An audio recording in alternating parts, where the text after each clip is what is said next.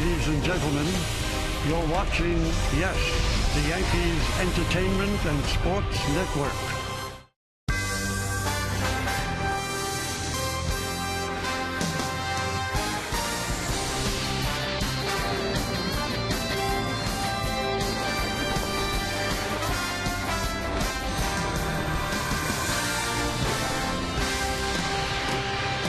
Overcast for most of the morning here in Boston, but now the sun is burned through, and it is time for baseball as the Yes Network presents New York Yankees baseball. It's the New York Yankees against the Boston Red Sox in the middle game of a three-game set from Fenway Park in Boston, Massachusetts.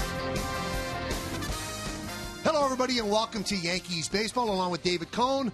I'm Michael Kay. Yankees lost the first game of this three-game set last night by a score of 4-3, and once again they waste a decent pitching performance last night by Chris Capuano. The offense just is not clicking. They had some home runs last night, but not enough. Yeah, not enough. You keep waiting for this offense to bust out. Joe Girardi, the manager, talks about the faith he has in these guys and their track record. Well, Carlos Beltran's coming back to his track record in the back of his bubblegum card. The problem is that's a solo shot. And then, of course, Derek Jeter, let's go ahead and hit a home run over the monster because why not? You know, it might be one of the last times he's at Fenway Park. Let's go ahead and show him what we got. And Derek Jeter, a retro home run over the monster. But once again, a solo shot just wasn't enough, as Michael said, from the Yankees last night. David, it's been a season-long thing. The offense has been sluggish, 10th in runs, 11th in average. Home runs are coming up there just a bit. On-base percentage, 11th. And they are stealing bases, 3rd in the American League. So that was last night. Let's take a look at today's pitching matchup brought to you by People's United Bank. See what know-how can do. Alan Webster's going to go for the Red Sox. And for the Yankees, it's the rookie Shane Green. Last time out, he struggled just a bit, but he kept the Yankees in it. Well, he did. And you got to expect Shane Green's going to get nicked up here and there. But so far, so good. He's really impressed the Yankees with the leverage that he gets on his pitches. Constantly throwing the ball downhill. And here's where he got nicked up. A little bit of a hanging slider there. Juan Francisco kept it fair and got a home run in the second deck. And then up and out over the plate to Rasmus and the Blue Jays. You see that fire that Shane Green shows. Paul O'Neill's proud of that right there. There's a water cooler around there as well. But Shane Green looks like a keeper to me, Michael. Really handles himself well. He's got good stuff. All right, when we come back, there'll be the fans in the stands, and you'll have the lineups. First pitch baseball. Yankees, Red Sox coming up next, right here on Yes.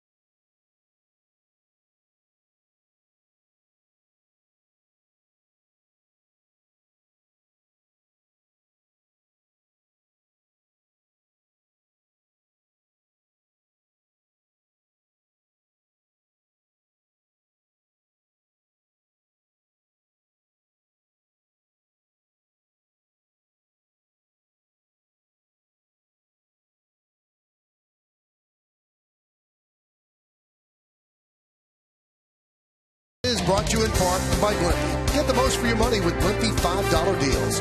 Choose from 4 of your Blimpie favorites. By Honda, get a great deal on a new car you'll love at the Honda Summer Clearance Event.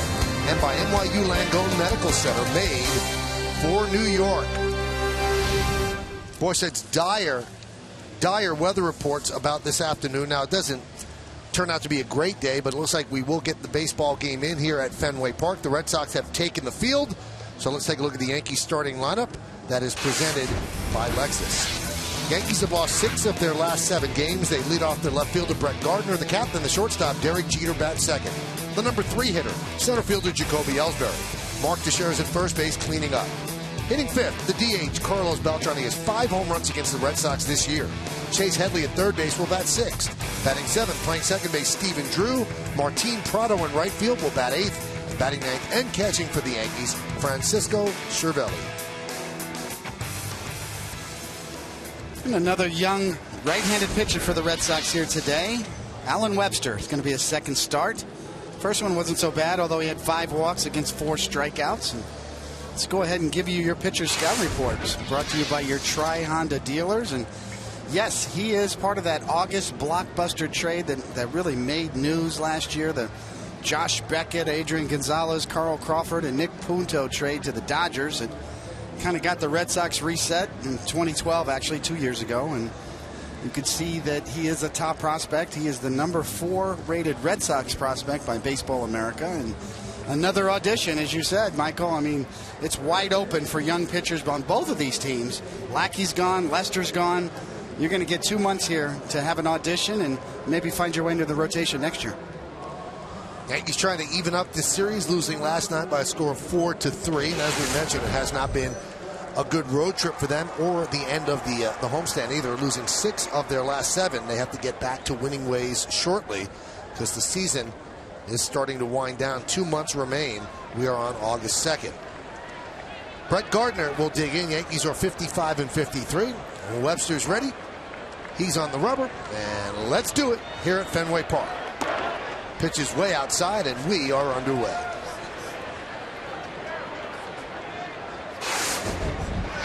Gardner on this road trip, 8 hits and 17 at-bats.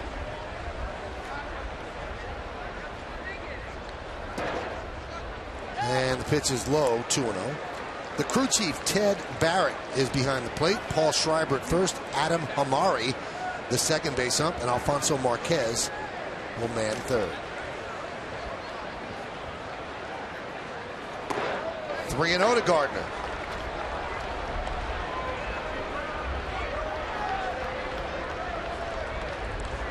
Derek Jeter on deck.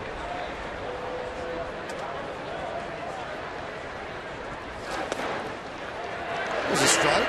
The 3-0 pitch clips the outside corner.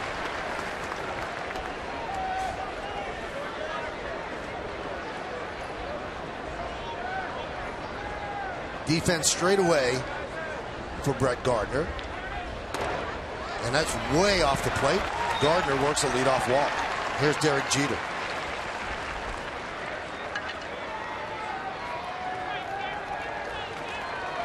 The shortstop, number 2, Derek Jeter.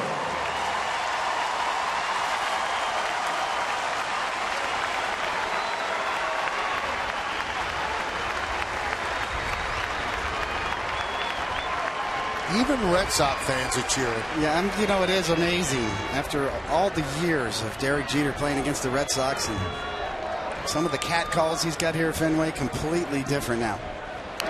And he bunts toward third, and it kicks foul.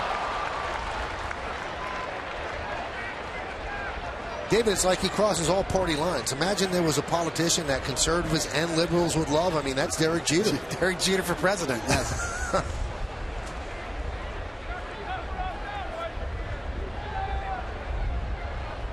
I like that play right there. That wasn't a sacrifice bunt. That was bunting for a hit.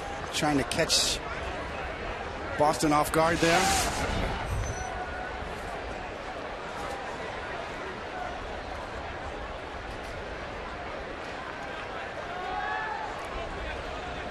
Gardner held on by Napoli. And a throw over.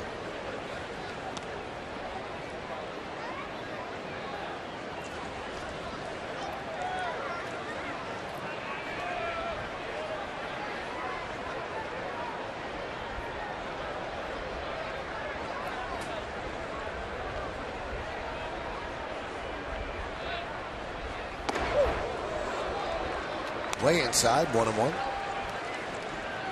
You really see Webster's fired up, pumped up out there, throwing a ball in the mid-90s, but just a little quick, over anxious.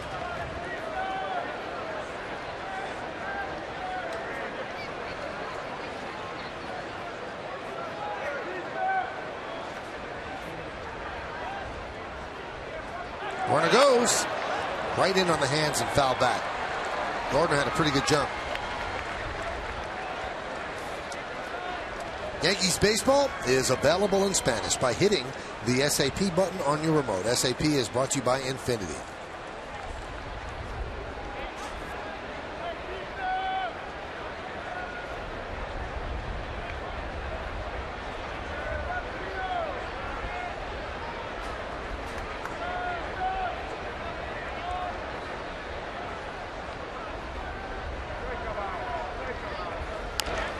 Chop to third.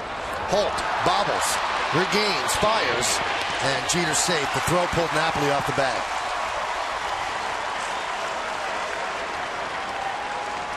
So that's going to be an error on Holt. Yankees have runners on first and second, nobody out. Yeah, well, it looks like it's going to be around the horn double play ball. Turns into nada as Jeter gets down the line well.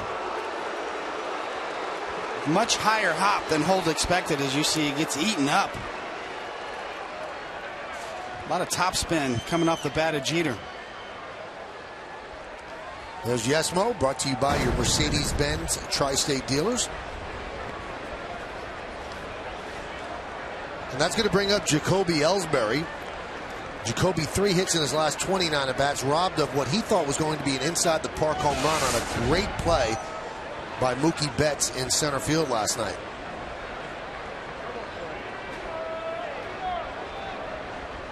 He said at worst that was a triple, but he thought that it also could have been an inside-the-park home run because it was hit into the triangle. And if it wasn't inside the Parker, then we're talking a 4-4 game. Maybe we're still playing. That's true. I mean, it was the key defensive play of the game that doesn't show up in the box score.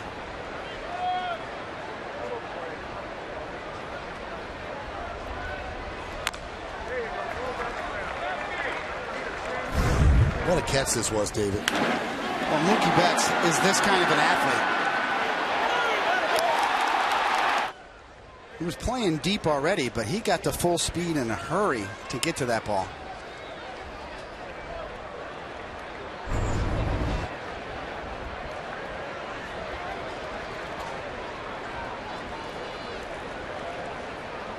So I saw a chance of Mookie.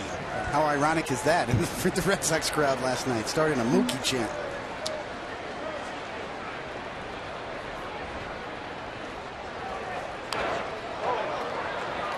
So all they need now is a prospect named Bucky. They'd be in business.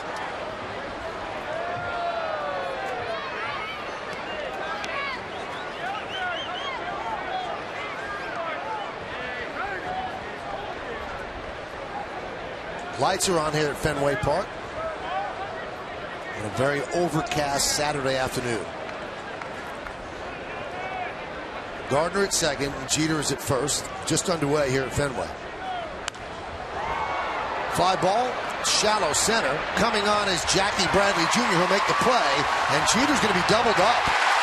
Boy, did he get deked out. He thought that ball was definitely going to drop. A rare base running blunder by Derek Jeter.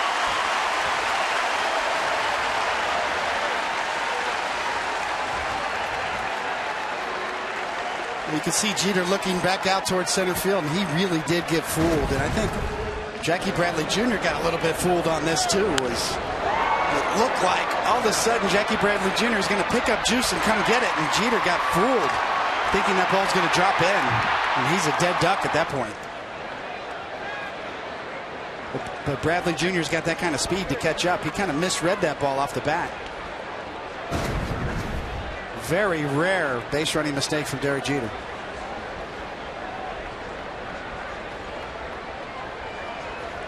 Here's Mark Teixeira. So just like that, the tenor of this inning changes. First and second, nobody out. Now runner on second with 2 outs.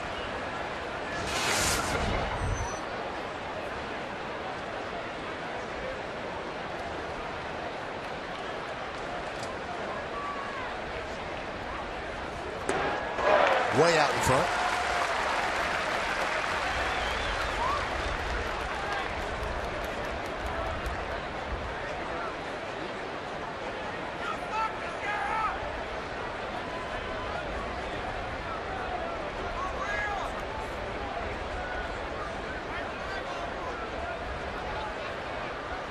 The 0-2. 1-2. After a busy day yesterday, making roster moves, the Red Sox made a couple more. David Ross put on the 15-day DL with right plantar fasciitis. They brought up catcher Dan Butler from Pawtucket, and they activated Joe Kelly, the right-handed pitcher, on the roster, and sent down Anthony Renato, who got the win. There's a fly ball to right, and that'll do it here in the first inning. No runs, no hits, one error, one man left. It's the Yankees, nothing. The Boston Red Sox come to bat.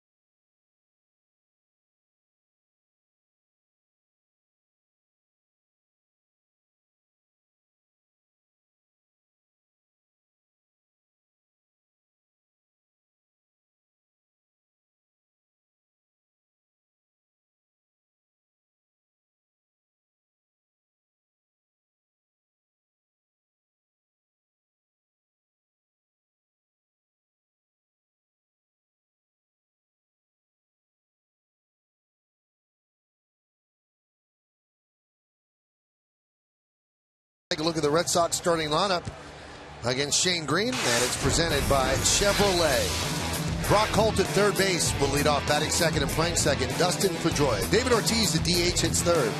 Cleaning up in the lineup for the first time, the left fielder Yoenis Cespedes. Mike Napoli at first base will bat fifth, batting sixth, playing right field Daniel Nava.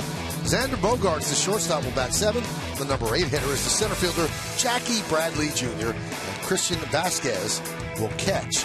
He's going back ninth. Shane Green getting ready to go here. You see his numbers on the year. Outstanding so far. I mean, 5 games. The one relief appearance was a little bit forgettable. We'll talk about that in a minute. But the starts have been good. And let's go ahead and give you that pitcher scatter report brought to you by your Tri-Honda dealers. And Fenway first. Well, we said he made his major league debut here back on April 24th, and he walked 3 and allowed 3 unearned runs. It was kind of forgettable, but he's acquitted himself since that point. And tough on righties. This is a telling sort of a sign here. And right-handed batters are only batting 167 off of him, 6 for 36, and he's yet to allow an extra base hit to a right-handed batter, and that's due to that slider. I think it's much better than it was advertised. Shane Green's got good stuff, a plus fastball, plus slider, and ground balls in each of his 5 games. He's recorded more ground outs than flyouts because of that good leverage he gets on both of those pitches. Now here's Brock Holt against Shane Green. And the pitch upstairs, 1-0. Since July 21st, Holt has struggled. He's still over 300, but he's 4 for his last 37.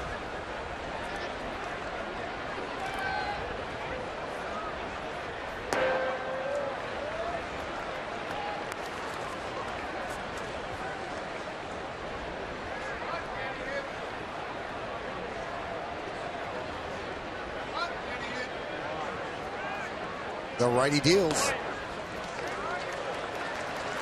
And quickly 3-0 on Brock Holt. Well, you can kind of see how John Farrell's going to use Holt here. Kind of maybe right now, maybe a platoon at third base, possibly. Well, Michael, we talked about it last night with the addition of Yoenis Cespedes, who's in the lineup today. Brock Holt's kind of the odd guy out, so he's going to have to move around. And today it's third base. You saw him get eaten up on that ground ball in the first inning. How about this, David? This is Brock Holt, Mr. Versatility this year. 30 games at third base, 25 games in right, 8 games at first, 8 games in left, 5 games in center, 4 games at second base, and 4 games at shortstop. Well, we noted how tough Shane Green is on right-handed batters. There's a ground ball to first, so Green recovers from down 3-0 to get Holt to ground to first. Let's take a look at the Yankee defense presented by Geico. Gardner, Ellsbury, and Martin Prado making his first start ever in right field. In the infield, it's Headley, Jeter, Drew, and Teixeira third to first. Francisco Cervelli behind the plate, and Shane Green is on the mound.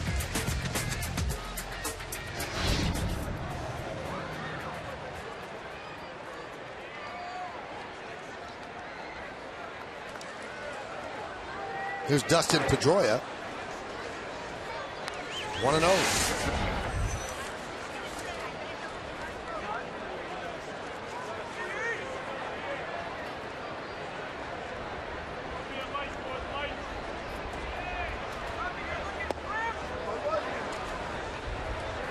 Two and 0 now on Pedroia.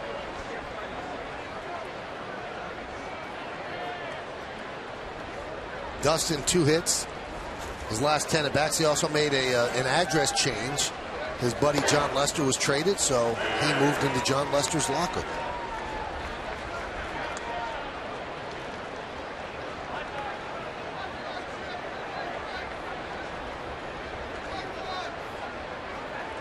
Yeah, talk about friends being traded.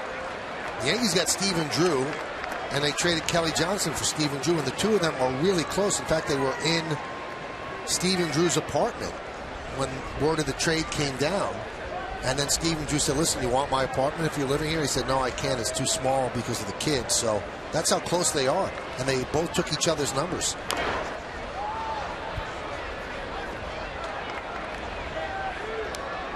That's pretty remarkable. Yeah. You get traded for each other and you get the news together. Both of them on their cell phones. Kelly Johnson said, I didn't even think I was going to get traded. He said, I'm not starting. I'm not playing that much. I figured I'd fly under the radar and not get traded, but he's the guy they traded for Stephen Drew. Here's a 3-2. Line drive down the left field line. It is a foul ball. Let's look at the game time weather presented by Bigelow Tea. We told you the forecast was dreadful, but right now 63 degrees, 77% humidity, wind 13 miles per hour. It's possible showers, and winds are about 5 to 10 miles per hour out of the north.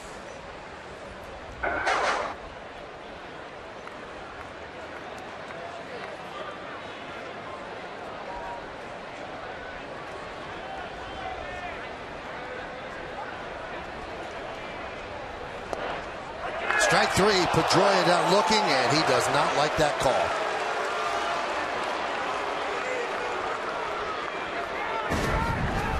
Well, it's a good pitch. Late movement, sinking. Pedroia sees it down. It's on the plate. Cervelli kind of brings it back up a bit. From that angle, it looked like it crossed above the front knee of Pedroia, but an excellent pitch from Green. Once again, downhill tilt on that sinker, right at the knees. Here's David Ortiz against Shane Green. It gives us time to take a look at the Honda League leaders in RBIs in the league. Jose Abreu, 84 ribbies. Miguel Cabrera, 81. And David Ortiz and Mike Trout tied with 78. Boy, what a debut season for Jose Abreu. Just amazing. A lot of people thought he was a good player, but no one thought he would have this kind of impact. That's the new, and then at the plate is the old. David Ortiz doesn't seem to be slowing down at all. Yeah, the average is a little lower than it usually is, but the 25 and the 78, you want him right in the middle of your lineup. He is a threat. Yeah, good slugging percentage, good on base percentage.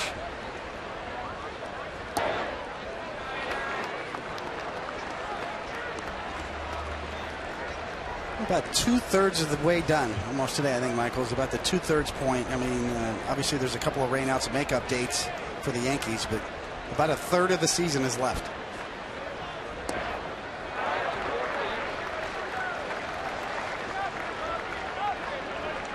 I think the Yankees, to a man, even after yesterday's game, we've got to start winning. Because the sands are definitely dripping through the hourglass right now. There's less and less time. The 3-1. Ortiz having his say with Ted Barrett.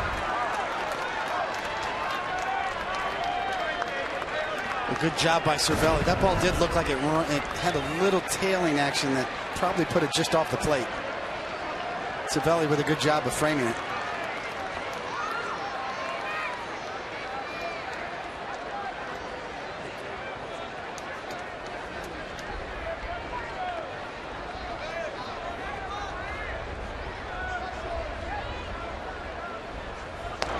Strike three. Ortiz down looking.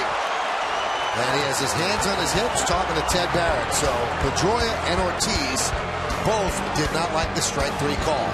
Shane Green and the Yankees did. The Red Sox go down in order. We go to the second.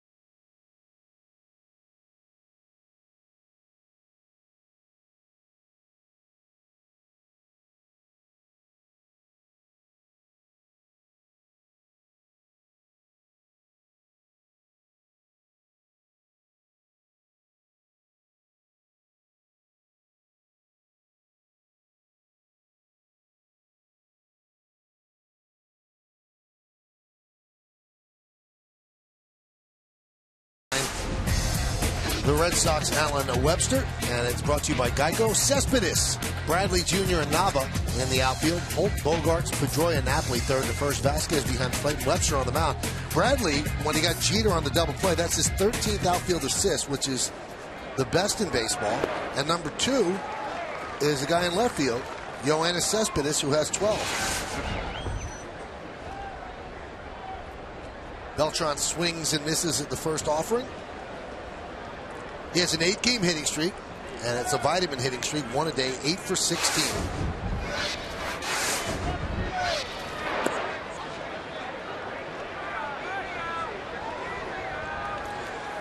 Last 19 games, 23 for 70, with 5 home runs and 15 ribbies, and he also has 5 home runs this year against the Boston Red Sox.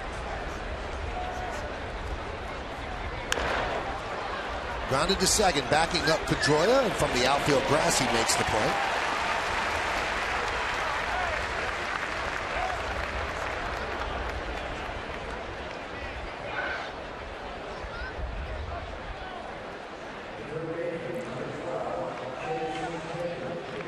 That's going to bring up Chase Headley, who made a couple of real nice plays at third base yesterday, diving toward the line.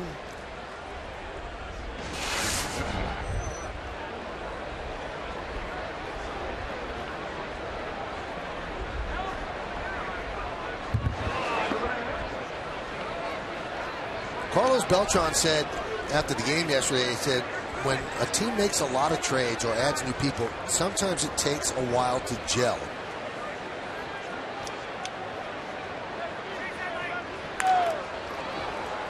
There's a ground ball over to Holt. 2-away. And I'm wondering, David, in basketball, I guess you understand you have to work together. There has to be a timing. Why is it like that in baseball where it's kind of an individual team sport? If you do your job, the team's going to pretty much do well. I think it's more important for a pitcher and a catcher, obviously, because you're intimately involved on every pitch and signal calling becomes paramount. But you're right. I mean, Yoenis Cespedes, you plug him in the lineup, he's in left field, put him in between Big Papi and Napoli and let him go. So, you know, the whole gel part is much easier in baseball than most other sports. You know, the one exception being pitcher and catcher.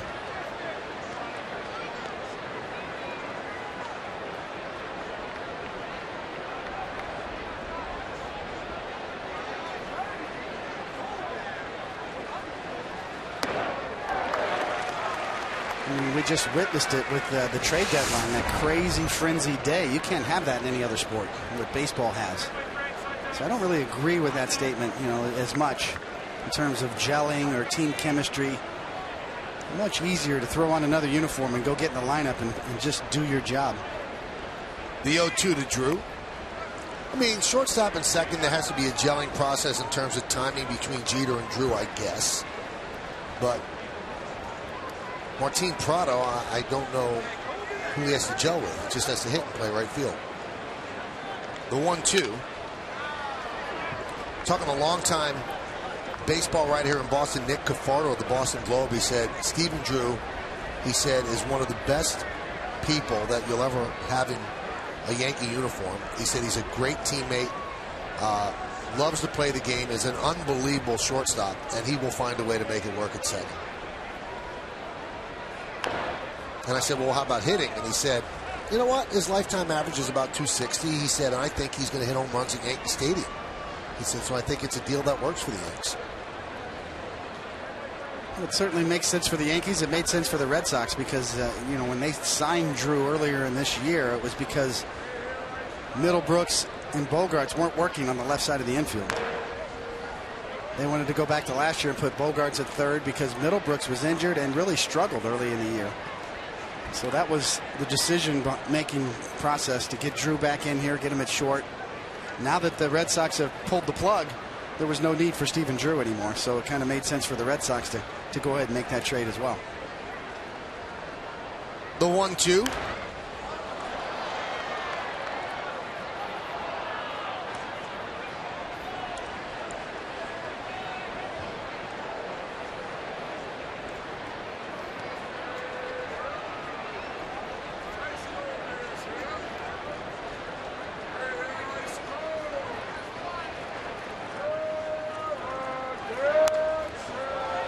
Drew fouling pitch after pitch.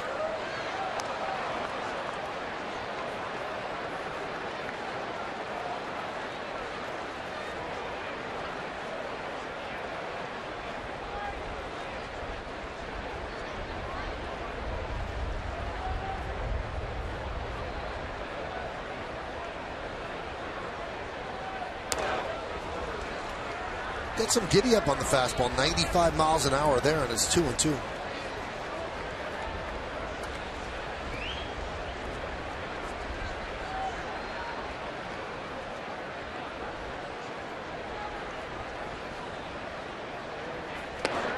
and a miss. Webster wins that battle, and the Yankees go down in order 1-2-3 here in the second. We go to the bottom of the second. Still looking for a run on the board.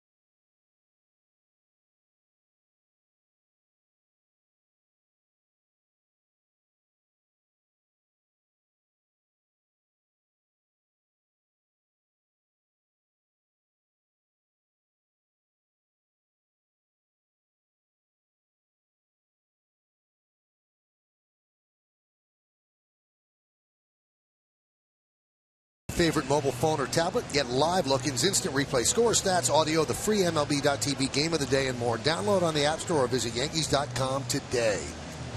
So Red Sox fans will get an opportunity to greet Yoenis Cespedes, traded essentially for John Lester right at the trade deadline. Big power hitting right-handed hitter who's been hot of late. So why don't we listen as they announce Yoenis Cespedes to this crowd.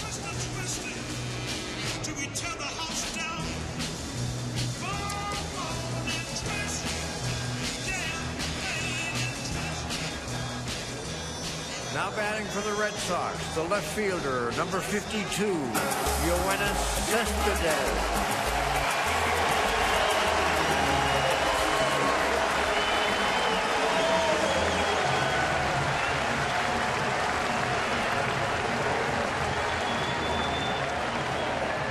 So Cespedes is welcome to Red Sox Nation. He said he's excited to be here, thrilled to be a teammate of David Ortiz.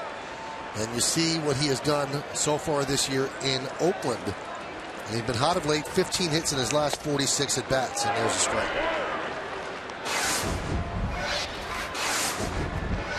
There's no doubt that the Red Sox desperately need some power in their lineup.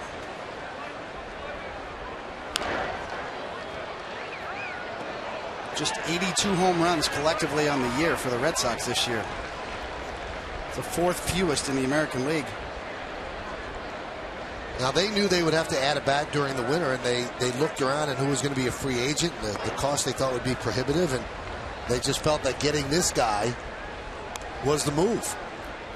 Born in Cuba, played 8 seasons there, signed by the A's in 2012 as an amateur free agent, a 4-year deal, and he was a runner-up to Mike Trout in 2012 as AL Rookie of the Year. He does not have a great on-base percentage. Last time he played right field was in Cuba. He's been playing left field with the Oakland Athletics. And he's in left field today, but they expect him to be a right fielder here in Oakland, or in Boston, I'm sorry.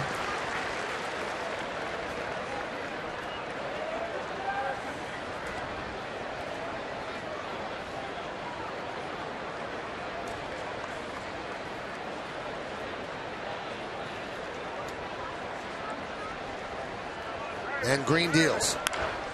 Line to left field. A base hit for Cespedes.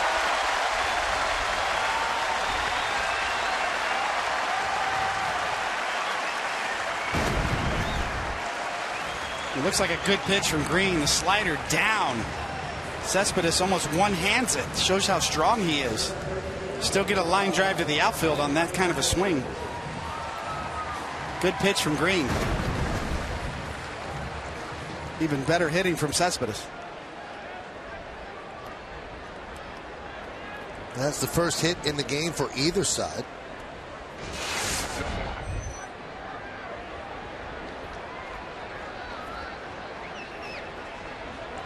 There's Mike Napoli. And David, they used Cespedes today in the lineup just the way you thought. They put him between Ortiz and Napoli.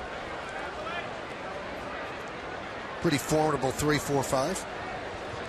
Much different look to the middle of their lineup for sure.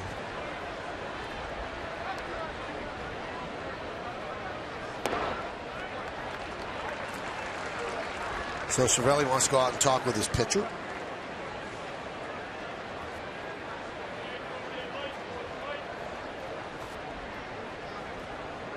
A lot of talk about slugging percentage, on-base percentage, home runs. As I said, Michael, we're two-thirds through the season here, and the average OPS in the American League is 714. So the average on-base percentage is 319. The average slugging percentage is 395. So that's how you obviously get to OPS. You add up the on-base percentage and the slugging percentage. So 714 is an average number in the American League this year. Driven deep to left field. There it goes. See ya. Deep over the monster. A 2-run home run for Napoli. And it's 2-0 Boston.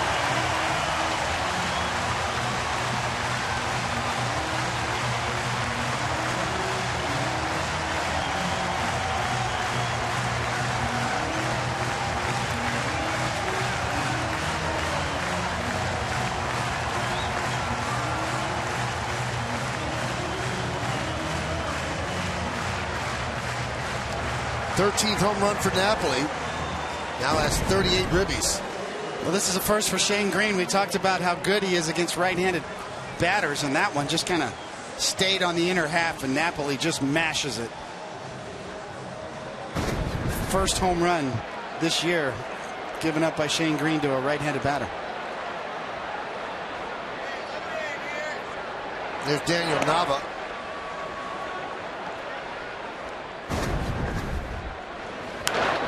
This one gets out in a hurry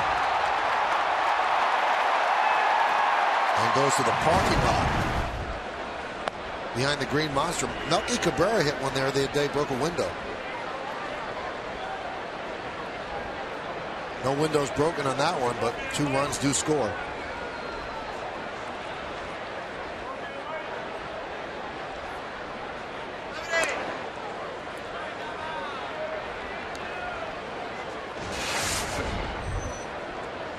.31 pitches so far for Shane Green. Still nobody out here in the second.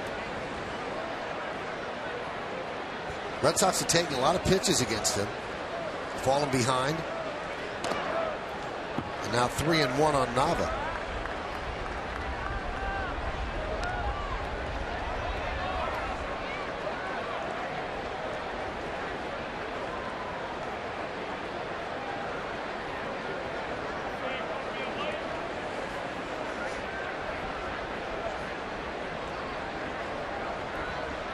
And the pitch.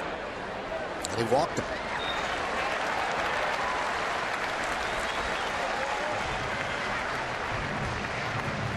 He's going to bring out Larry Rothschild to kind of calm Shane Green down. Just good stuff again today. Just not as aggressive in the strike zone so far, as Michael said. Just seems to be just missing a lot with that fastball, and then finds himself in hitters' counts. And Napoli really made him pay on that 2-run homer. Still nobody out here after the walk.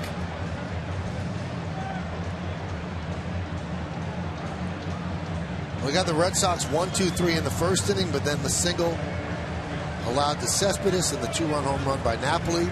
A walk to Nava, and he's in the soup here in the second. 2-0. Boston leads. And I know that pitchers can't worry about other factors other than just facing the batters they have to get. But you can't give up that many runs if you're a Yankee pitcher now. They have to be quite aware of the fact the offense is having an awfully tough time scoring. Here's Xander Bogaerts. Breaking ball. Inside. It's one of the big things with the young pitchers. After you give up a booming home run like that, how do you react to it? You've got to bounce back. You know, that's part of the maturation process. And see Green still a little out of sorts after Napoli's home run.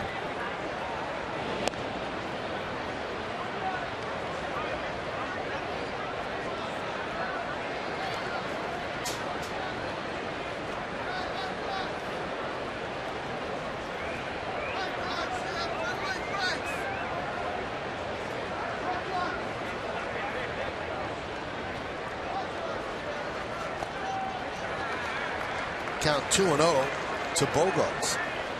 Especially in this ballpark. I remember pitching in this ballpark the first time, Michael, and you give up a big home run, and boy, you just think you have to be perfect with every pitch. You see Green here trying to throw perfect pitches and falling behind again, and it's natural for a young pitcher.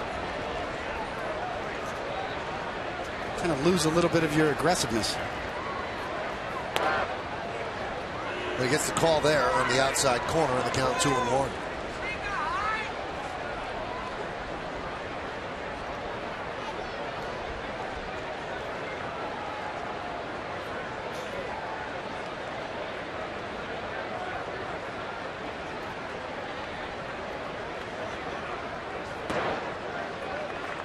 And another 3-ball count, 3-1.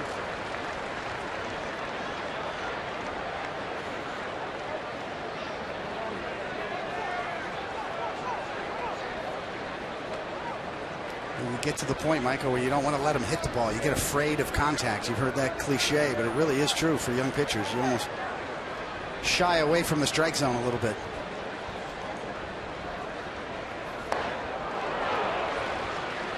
Count full at 3-2.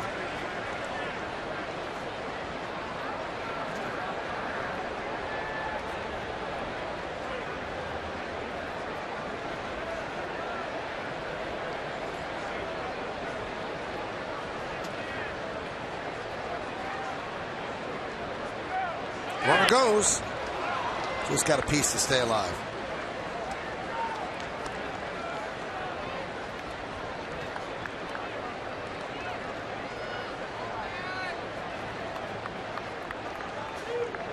Pitch count building up. He's at 39.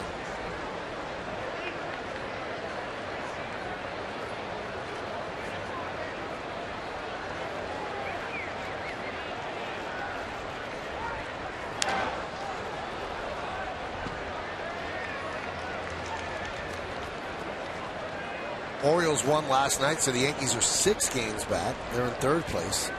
Toronto 2.5 behind Baltimore. Tampa Bay 8.5, and the Red Sox, the world champion, Boston Red Sox, are in last place in the AL East.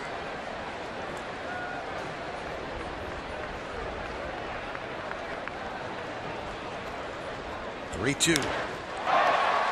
Fly ball right field. Prado will make the play.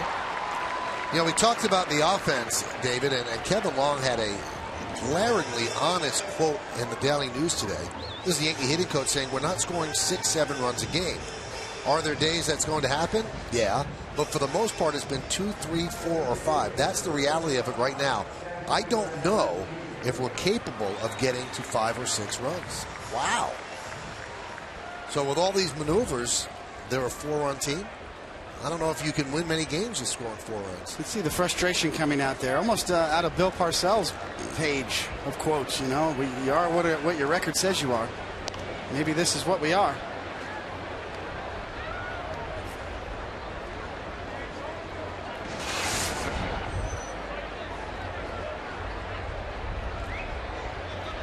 Joe Girardi essentially said last night the offense is capable of more. The thing that's stunning about Long's quote, though, it almost seems, David, that he doesn't know if they're capable of more. See the frustration in that quote coming out.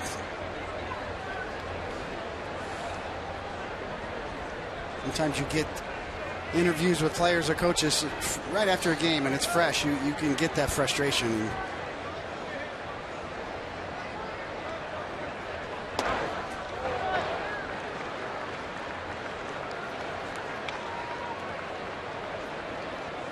I guess what frustrates the people that put together the team and fans of the team is that if you look at past history of the players, they're better hitters than this.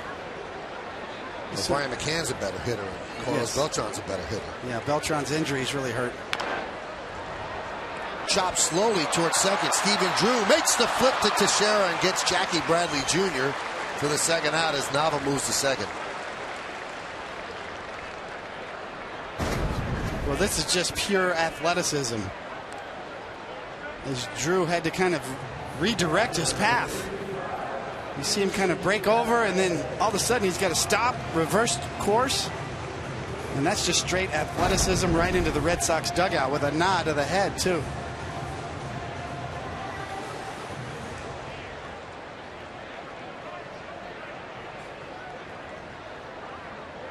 Here is Christian Vasquez.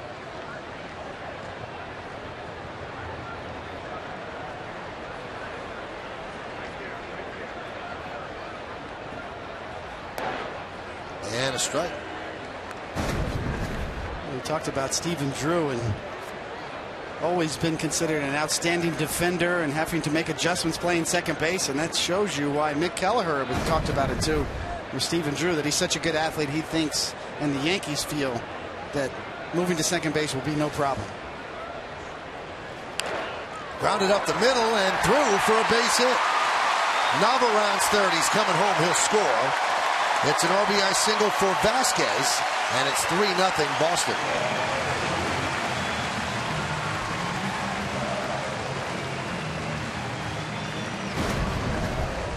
Well, Vasquez is considered the catcher of the future for the Red Sox, and he came up the minute they released A.J. Pierzynski. And he's done pretty well so far. A good defender, and he's handled the bat so far early in his career very well. And Stephen Drew with a good effort there, but not enough. It's a big 2-out RBI there.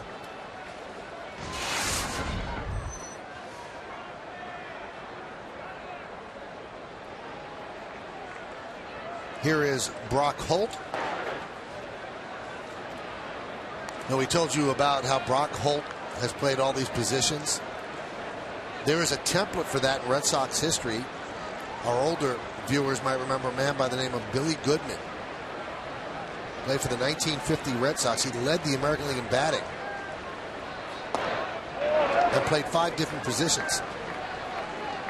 27 games at third, 21 games at first, 5 games at second, 1 game at shortstop, and 45 games in left. And he played 45 games in left because Ted Williams broke his elbow in the All-Star game.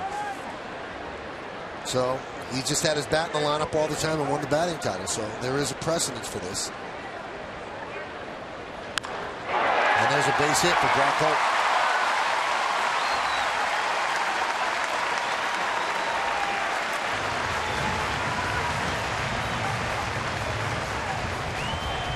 That was his 30th pitch of the inning. Yeah, on another 2-0 count out over the plate, you got to get into a fastball count. You need to get a lot of the plate with your pitch, and you do. And of course, there's no mystery for the hitter on 2-0, so you can lay all over a fastball. And that one was drilled.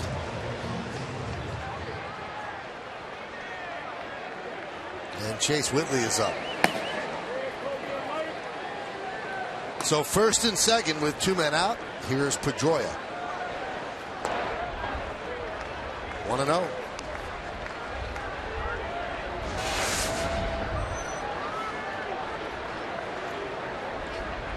That's the pitch so far in these first 2 innings that's really failed Shane Green, his ability to get that slider or breaking ball over for a strike.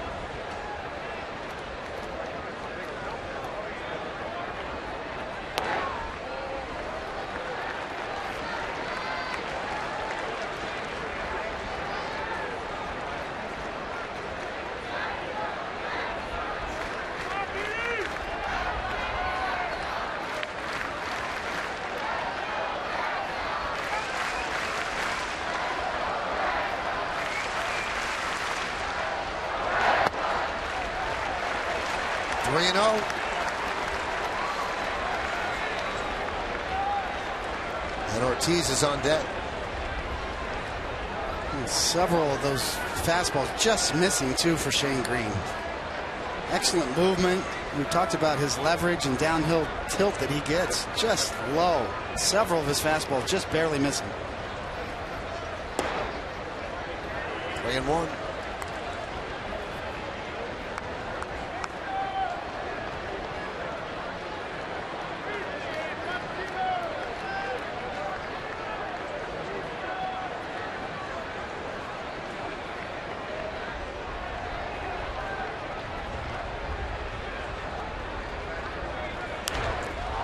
Popped up. Chase Headley makes the play, and that will do it. But the Red Sox score 3 runs on 4 hits. 2 runners left. We go to the third, 3-0 Sox.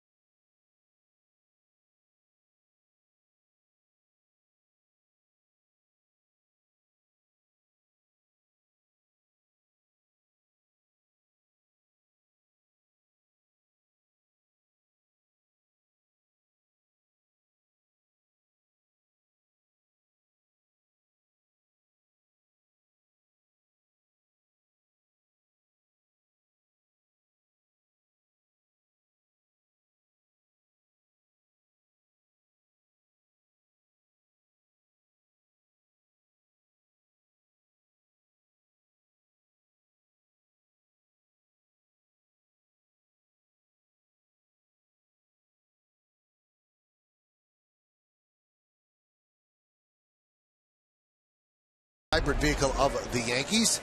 Here's how we started the conversation. What do you think are the most important traits a captain should have in MLB?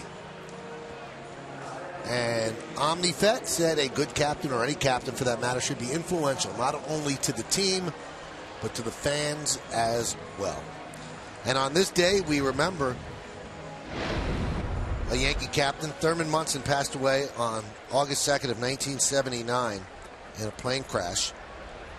And woke up today and thought about it, and I can't believe 35 years have gone by. And I'm still amazed at the way he has such a pull amongst Yankee fans. You see when they play the tribute video at the stadium, David, and young fans stand up and cheer. So the greatness of Thurman Munson and what he meant to this franchise has been passed down from father to son, or grandfather, father to son, or daughter. It's just amazing. I think the answer to that question was very good. It's about the fans as much as the team as well. George Steinbrenner believed in that. We talked to Derek Jeter about that. He insisted on Derek being the captain because of the responsibility that comes with it, including what it means to the fans.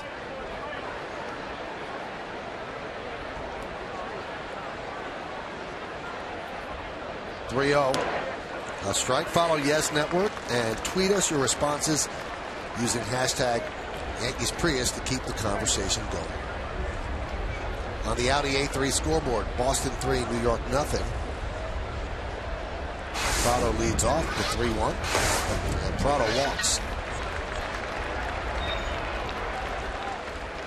Thurman Munson was just an unbelievable player. Catcher for the Yankees, and he led them back to glory in '76 and 2 championships in '77 and '78. And he spanned the time from when they struggled, and he was their hope as they went into a new dynasty.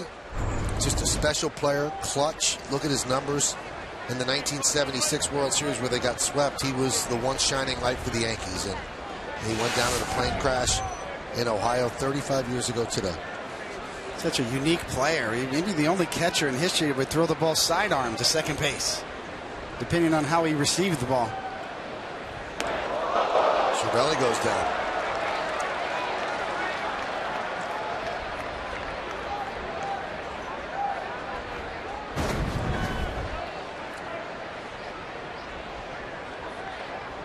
That ball was supposed to be away. I think the height of it scared Cervelli more than anything. That ball is just almost on the inside corner, just obviously high. Anything head high is going to get your attention in the batter's box. Probably not as close as it seemed, though. I would like to take the time to say that one of the people that keeps alive Thurman Munson's memory is his elegant and graceful wife, Diana, who's just one of the most amazing ladies. If you've never had a chance to meet her, she's just the best, and she remains true to her late husband.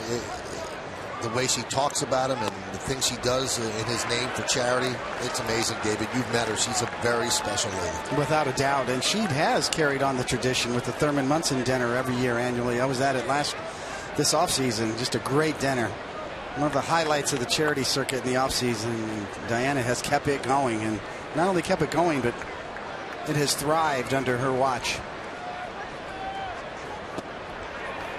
And again, it's hard to tell you how special a person is unless you really met them. There's such a grace about her, David, that and just the way she handles herself and the way she talks about Thurman. And he was a lucky man. Let's put it that way. She's a great lady.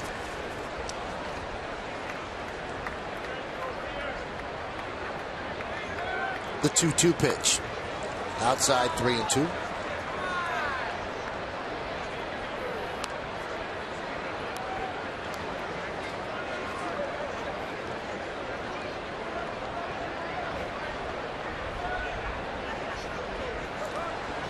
Well, would they send Prado here? 3-2, nobody out, down 3-0, and the number 9 hitter, Cervelli, at the plate.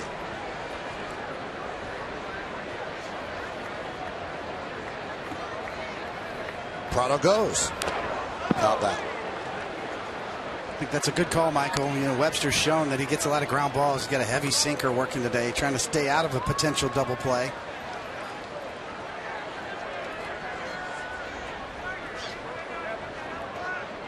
One of the key plays in last night's ball game was Brett Gardner lining out on a similar type play with the runner running.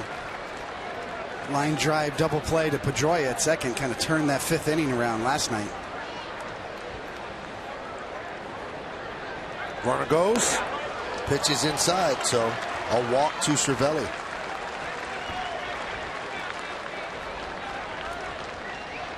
A friend of mine just got off the phone with Diana Munson, and she said that if I could, and both of us, if we could pass along her thanks to the fans for how they still love Thurman and how they've kept his memory alive, and it means something to her and her children as well.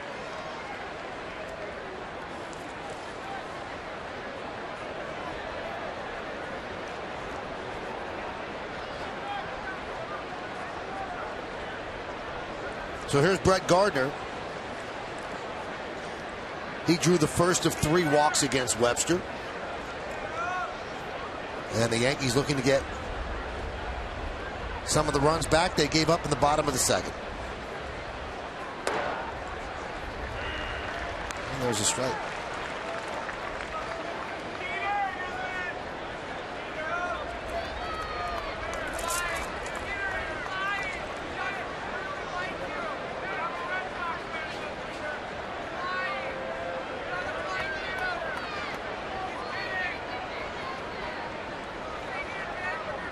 The 0-1. 1-1.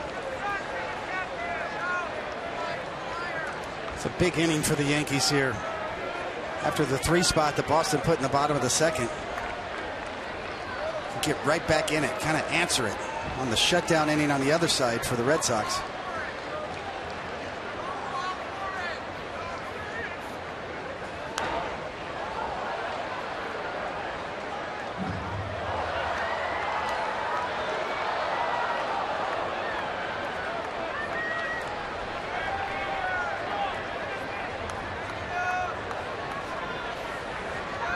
One of the keys, Michael, for Shane Green, you get a chance to recharge your batteries a little bit. Let the Yankees hit for a while, extend this inning, put a little pressure on Webster.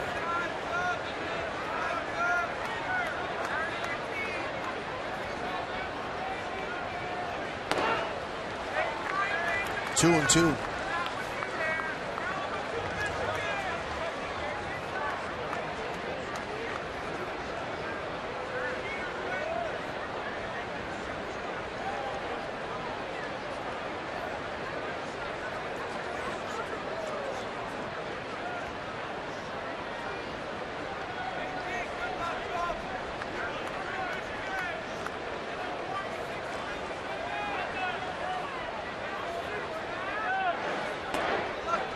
Count 3-2.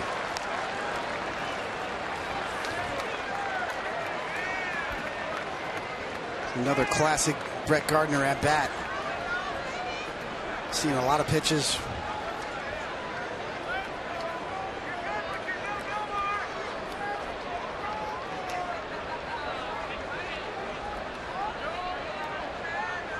Three-two. 3 straight walks to load the bases, nobody out, and Derek Jeter coming to the plate. And pitching coach Juan Nieves quickly out to the mound.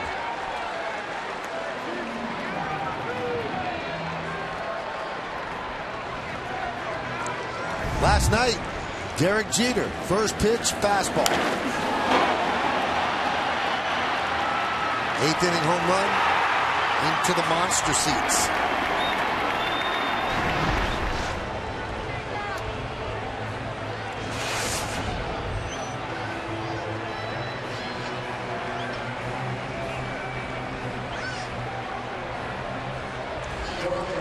Derek reached on an E5 in the first inning.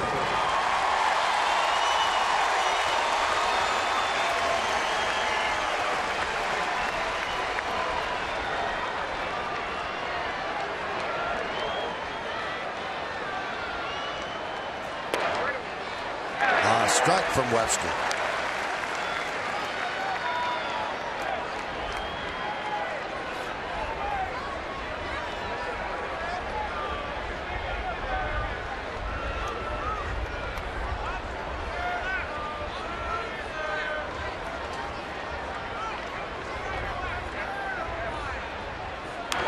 Line drive, and that is going to be a base hit just inside of the right field line.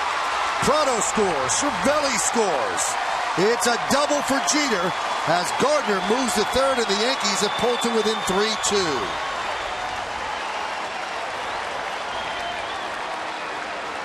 More of a humpback line drive. Yeah, without a doubt. Knuckle job. But perfectly placed. And when it dumps right in there, that's an easy double. There's a lot of foul territory over there. It's one of the parts of the ballpark that there's a little bit of a Bermuda Triangle there. And Jeter never hesitates. And the Yankees in business here.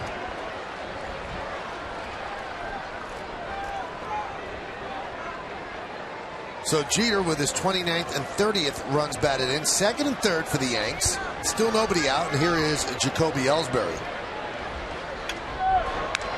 Shattered bat, and the ball goes in foul territory, third base side. The bat goes all over the place.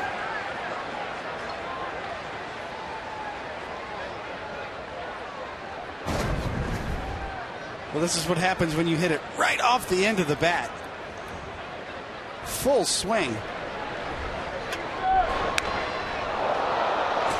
Jeter didn't know what to protect. You got a bat going one way and the ball going the other way.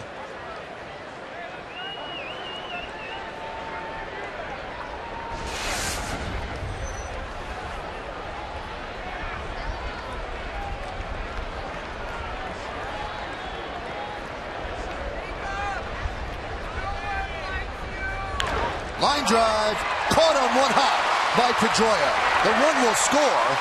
Game is tied at 3 as Jeter moves to third, but Pedroia might have saved an even bigger inning. What a play by the Red Sox second baseman, but an RBI for Ellsbury. Well, what a play indeed, Michael. I mean, this is base hit all the way. Hard hit ball, one hop. Great reaction from Pedroia.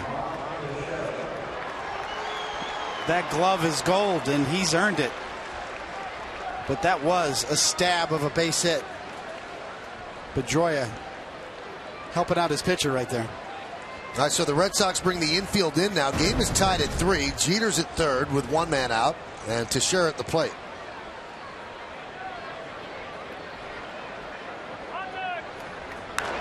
Hit sharply, foul.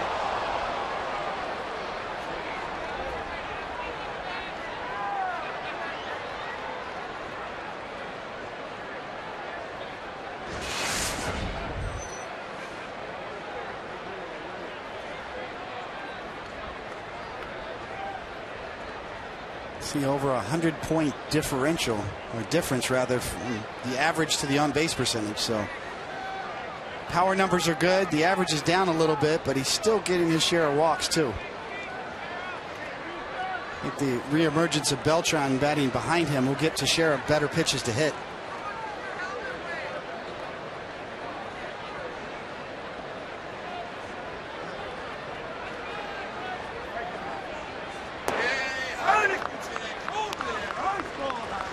One and one.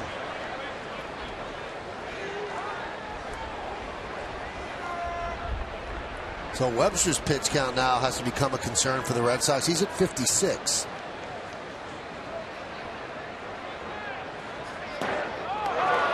One and two.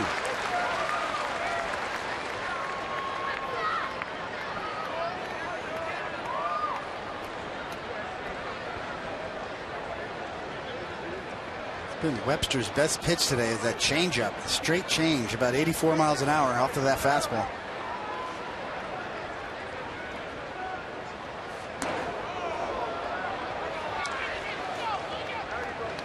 Would expect that to be a setup pitch, and he's probably going right back to that changeup here. See if Teixeira is thinking along the same lines.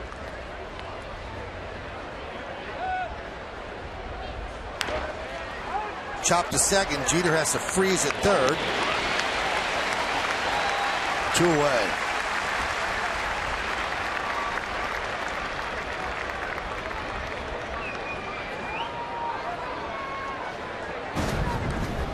It was the changeup, but Teixeira's out in front of it and hits it right into the shift.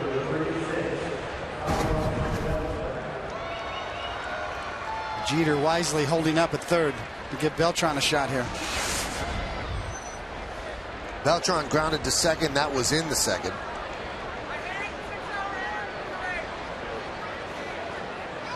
Eight for 17 on this road trip. And that one is looped into left field. It is a base hit. Jeter will score. Beltran has a 9-game hitting streak, and the Yankees have a 4-3 lead.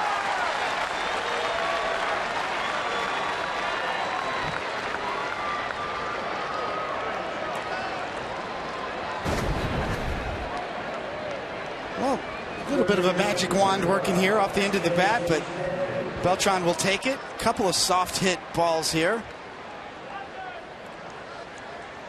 But if you're a hitter, that's good hitting. You got play coverage. You went in with a man on third and 2 outs and drove him in. If you're a pitcher, you feel a little unlucky.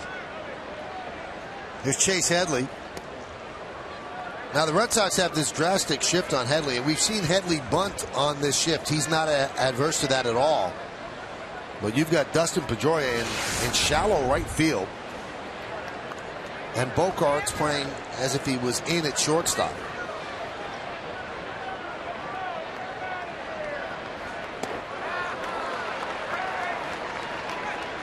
One and one.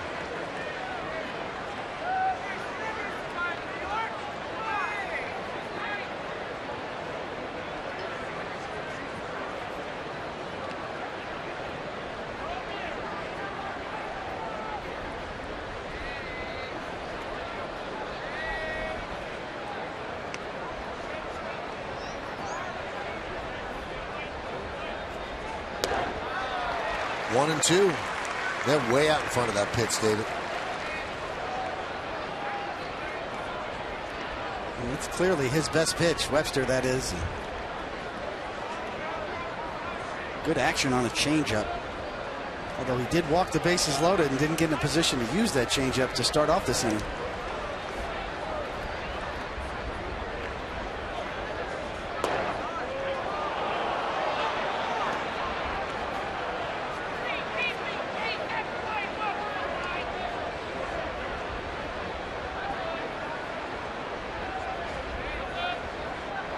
We saw with the young starter from Boston last night, Renato from Jersey, was more fastball curveball.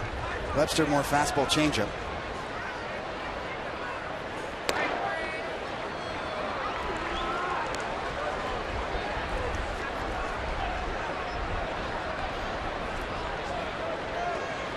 Juan Nieves, the Red Sox pitching coach, charting every pitch and location. Well, the runner will go 3-2. 2 outs here in third. 4 runs already in.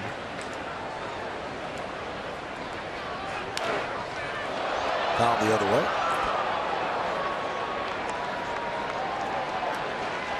Michael, this is the part where, you think the shift doesn't make as much sense. In a 2-strike count with Headley just protecting, obviously fastball away there, trying to go away. You would think that this would be the situation where the shift would hurt you, especially if you're going to throw fastballs away.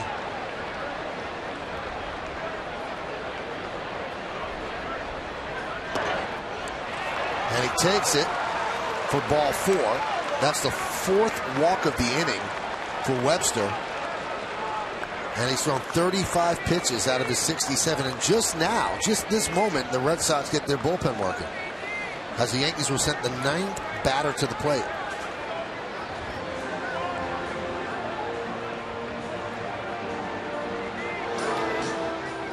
And Burke Badenhot getting ready in a hurry.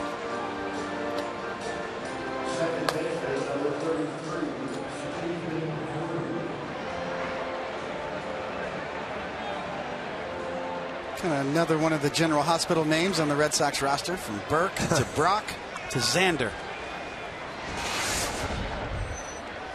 Susan Lucci would be proud. There's got to be a Luke and Laura somewhere.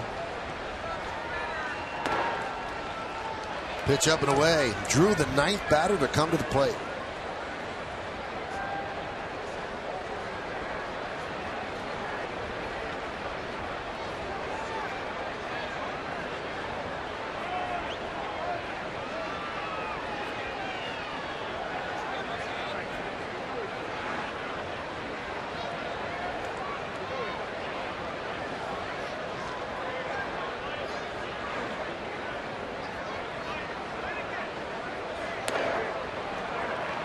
2-0. Webster has lost the plate.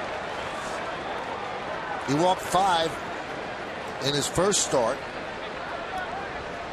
at Tampa Bay. That was on July 27th, but that was 5 1/3 innings. This is 2 2/3 with 5 walks. 3-0 to Drew. Especially hard to swallow considering the fact that his team gave him a 3-run lead to work with before starting this particular inning. That's double trouble for a pitcher.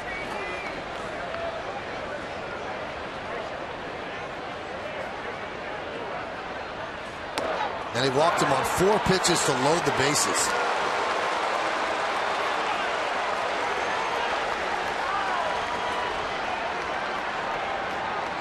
It's a combination of fatigue and emotion.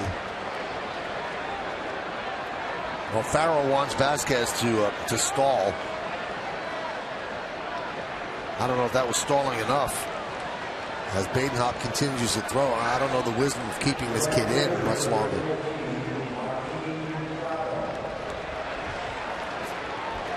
Walked 5 batters in this inning, 6 overall, and that'll do it. And that is the prudent thing to do. Bring in Badenhop. Webster was all over the place in his second start of the year in the big leagues. So they'll take the ball from him. They'll call on the right-hander Badenhop to face Martin Prado.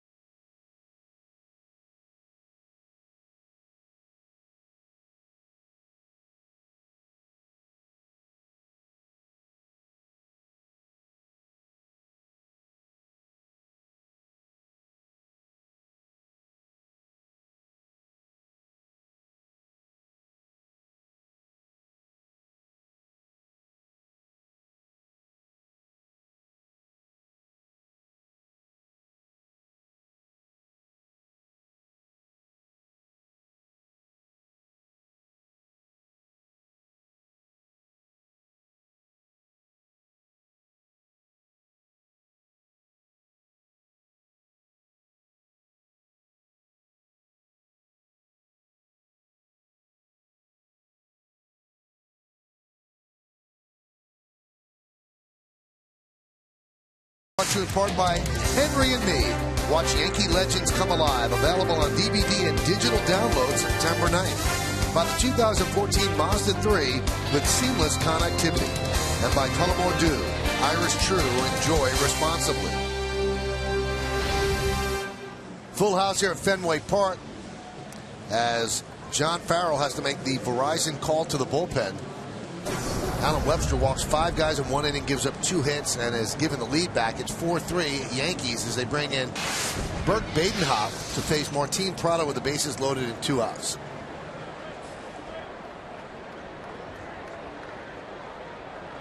Prado started this with a walk. Those are Webster's numbers. Subject to change. All 3 runners on base his responsibility.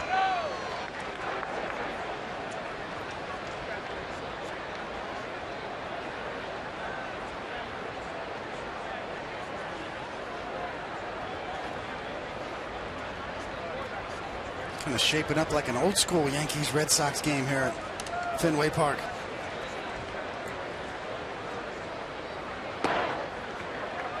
Does it seem a lot darker to you, David, or is it just because it's 5:20? No, it's definitely gotten a little darker with the clouds here.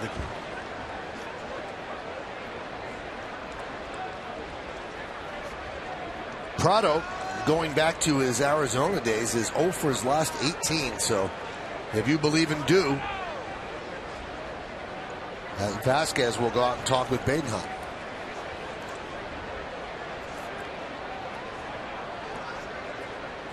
And the 0 for 18 is the longest hitless streak of his major league career.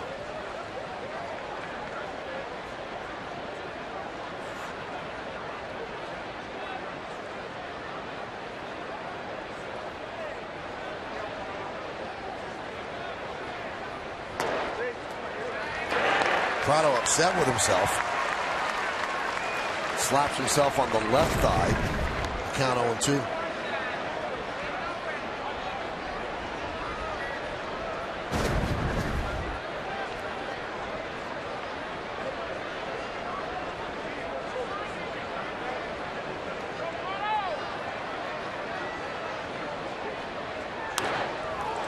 Foul the other way.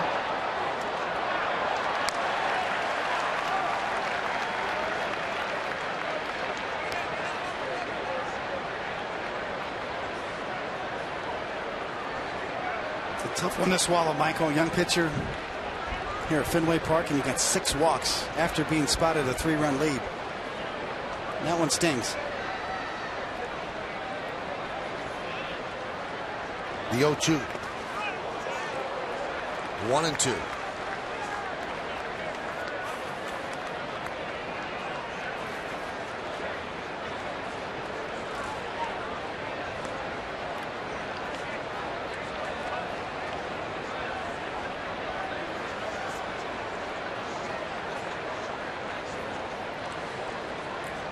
.106 games with the Diamondbacks this year. Prado with 42 ribbies, .270 hitter, 17 doubles. Punched out towards second. Pedroia makes the play, and that will do it. So 5 walks for the Yankees and 2 hits, and the 2 hits did damage. Derek Jeter squeezes one fair inside the right field line to score 2, and then Carlos Beltran gets an RBI bloop single left. At the end of it, Yankees lead 4-3.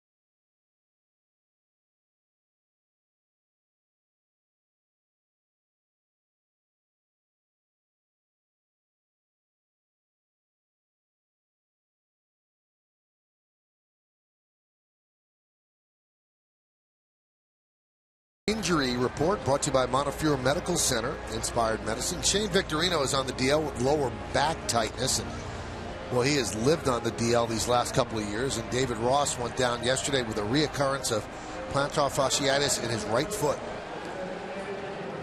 So those are 2 on the DL for the Sox. Louis Tiant, they showed some highlights of his career on the big board, and then he's here at the ballpark. Got a rousing ovation from the crowd. I saw a little bit of Louis Tiant in you, David. You know, you try to invent things, turn your back on the batter every now and then. Sure. I mean, he was one of my all-time favorites, watching him pitch. Ortiz fouls it back. This will take you right back to the backyard at Condo Stick Park, playing wiffle ball, trying to emulate that motion right there. Everybody knew he wore 23, especially the batter. Incredible style. And then became a Yankee. Yes, he did. That's right. He's been at Old Timers Day a few times.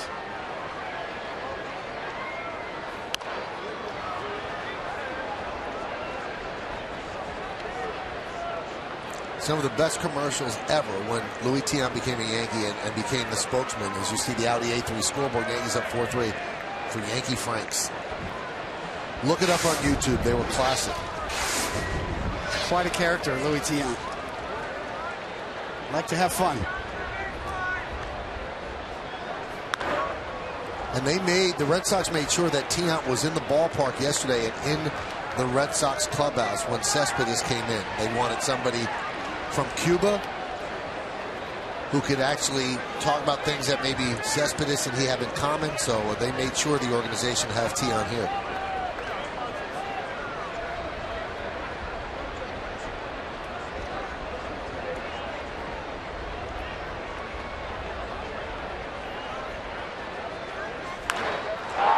High pop-up. Jeter backpedaling, called off by Gardner. One away.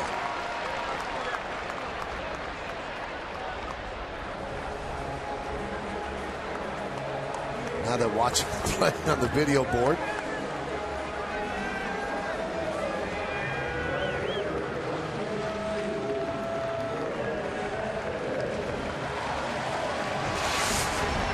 Here is the aforementioned Yoenis Cespedes. Singled and scored in the second inning.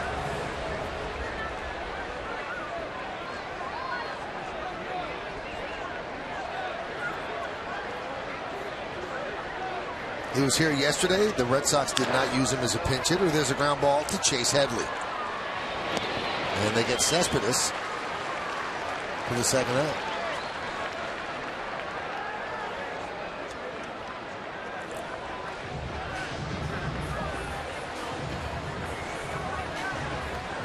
Well, nice comeback by Shane Green so far in this inning. 2 quick outs. How about Koji Uehara? He's in the dugout with his glove ready to go in the third inning. Mo was still getting a rub down. Where's he going? He's getting ready to make his walk out to the bullpen, probably, from the dugout. Mo didn't leave the clubhouse until like the 5th inning, right? 5th or 6th inning, and a lot of times he would walk around the long way to the bullpen at Yankee Stadium. Underneath the stands. Underneath the stands, there's a way to get there. Not here at Fenway Park. You got to go across the field to get to the bullpens here. Unless you want to walk through the stands. Yep. That's the only other way. There's really no under Fenway Park. There's just no way to go underground.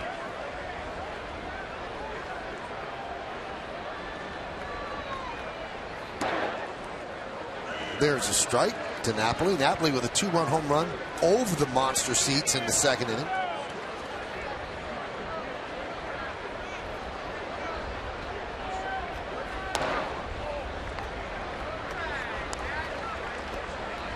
Napoli has certainly done the job against the Yankees in 59 games in his career, 16 home runs and 45 runs batted in.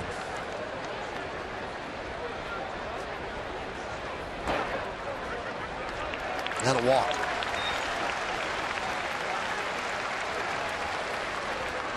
David, what do you think the difference is with Shane Green today? He always, in his previous starts, he seems aggressive. He seems decisive. He's not afraid of the strike zone. Today, he almost seems like he's shying away from it. Yeah, it really comes down to that fastball command. You know, that's his best pitch.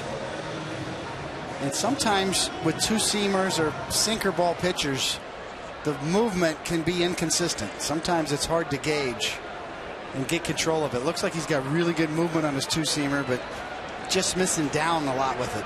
Trying to find the right release point has been a problem so far. You see that two-seamer, one sinks and one runs. That one started out like it was almost down the middle and ran way off the plate. Sometimes, a two-seam fastball will do something different every time. One will sink, one will run. On certain days, that can be a problem. You see Cervelli trying to implore Green to get on top of it.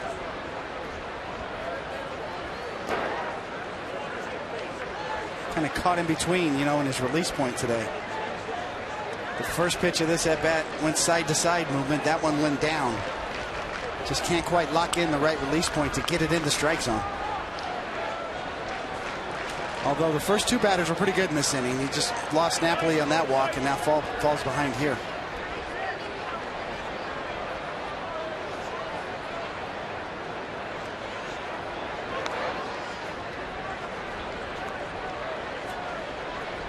That's why it's always good, and Brandon McCarthy's found this out, to have a four-seam fastball, to have a good cross-seam fastball, or even what they call a little cutter, because that one goes to where you're trying to throw it. You can aim it and keep it on the same line.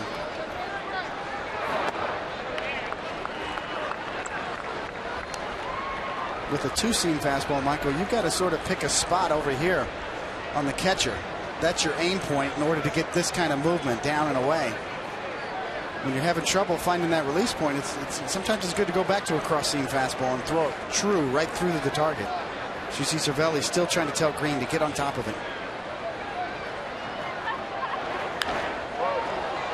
Why wouldn't he throw a four-seamer? What would be the negative?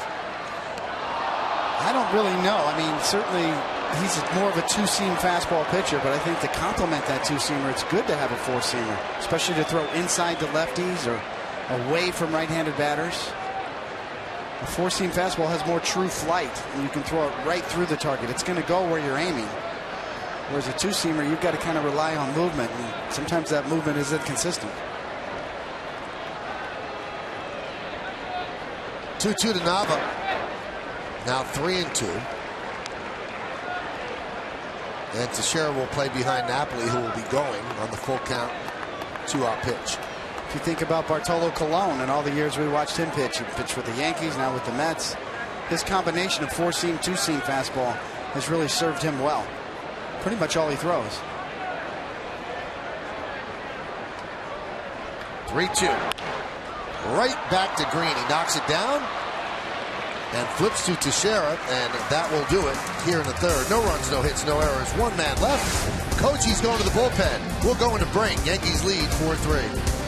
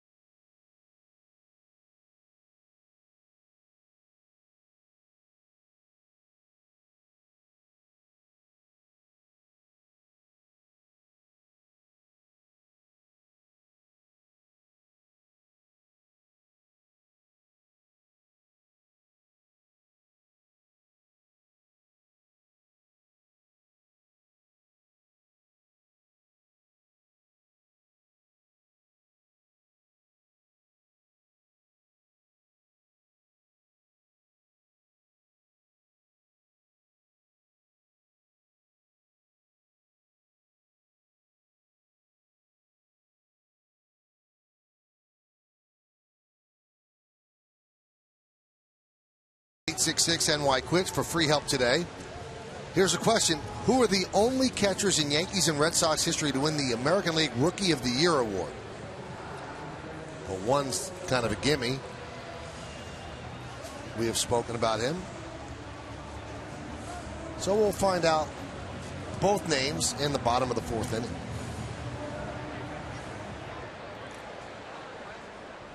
Lincoln scoreboard. Yankees 4 runs on just 2 hits, 6 walks though. Red Sox 3 runs, 4 hits, and they've committed 1 error.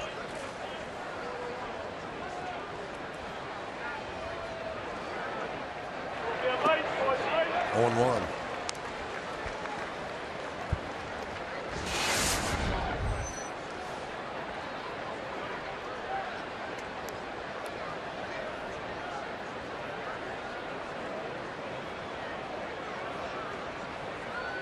Cool shot.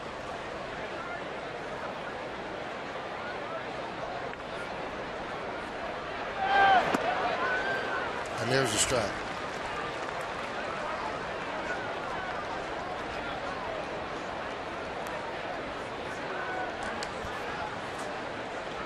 The light towers are on today. A dark day.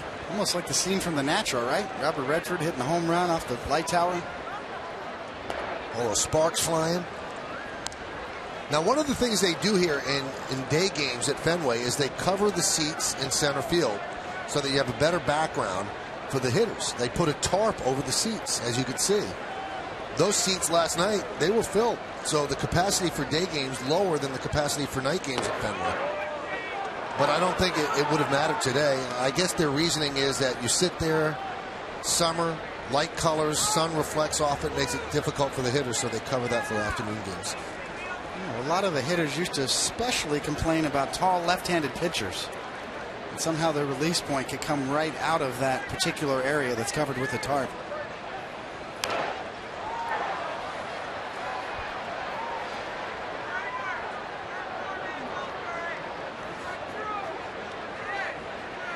Now, there's some talk about whether Red Sox fans will continue to support the team to the extent that they do, selling out every game, with the very obvious factor that they broke the team down at the trade deadline, and they kind of ran the white flag up on the season.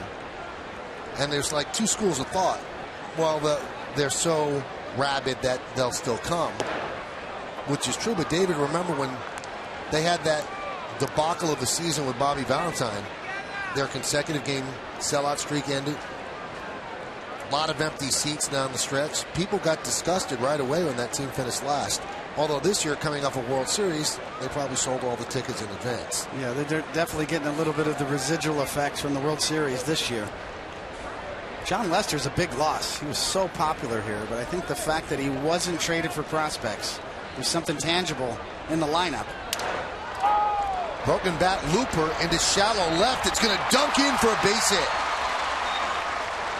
Just beyond the try of Xander Bogaerts, a leadoff single for Francisco Cervelli. It's kind of payback time for the Yankees. They've got the magic wand working today. Another broken bat blooper that falls in. Seemed like it was the Red Sox turn last night.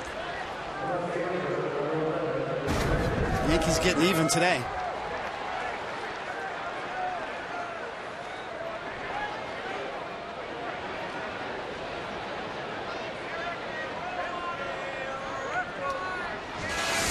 Back to the top of the lineup, and Brett Gardner, who has walked twice, scored a run.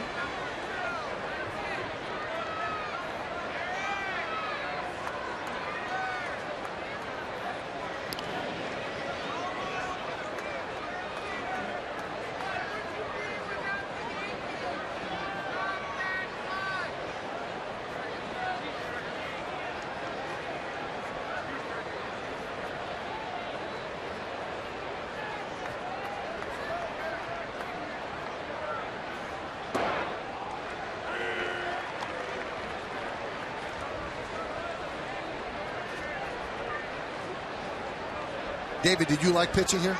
I did. I actually really enjoyed pitching here. Good mound? Good mound. Just the atmosphere at the ballpark.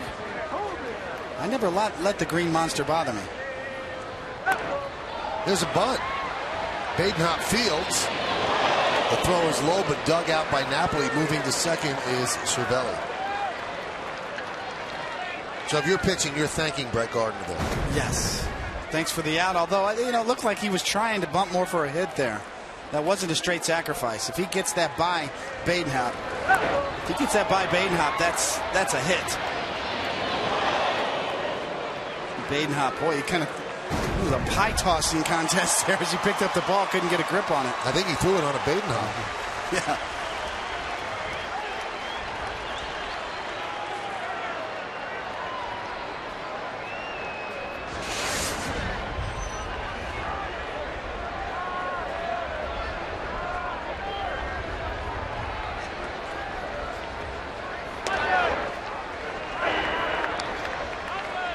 I think a lot of times pitching in this ballpark, Michael, or Wrigley Field, or even Yankee Stadium for that matter, it's easy to get psyched out. You give up a home run over the Green Monster here, or a Yankee Stadium short porch job, and it gets into your head. But you have to realize it's the same for both sides. It's not as if you're pitching just with the conditions. The other pitcher has to pitch with the Green Monster as well. Did you pitch to the conditions? Did you just pitch as if that wall wasn't there, or did you make sure, hey, I'm not going to leave a ball on the outside corner to a left-handed batter? I think in certain situations with runners in scoring position or later in the game, you might shy away from certain pitches to pitch to the bigger part of the ballpark. Because the great lefties in Red Sox history, they went the other way. They used that wall. Wade Boggs used that wall. Mo Vaughn used that wall. And then realized he missed it when he left. No doubt about it. I think you really have to pitch left-handers like that inside here in this ballpark. Ted Williams did not use the wall. No.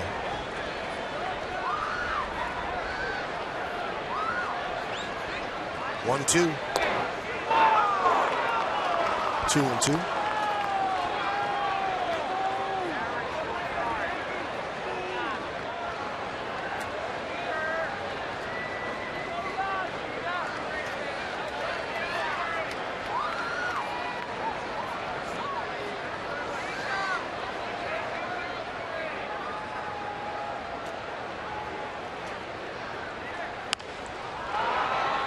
Ground ball is short.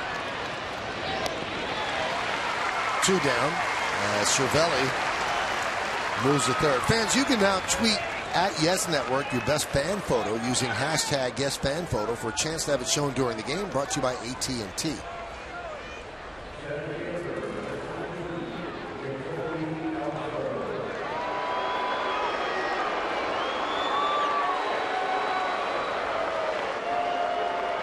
Here's Jacoby Ellsbury. Hit a fly ball to center that was doubled up at first base with Jeter straying way too far and reading the ball wrong off the bat. That was in the first inning. Then getting an RBI and a ground out in the third. But really laboring now. 3 for his last 31. Runner at third base, 2 outs. 1-0.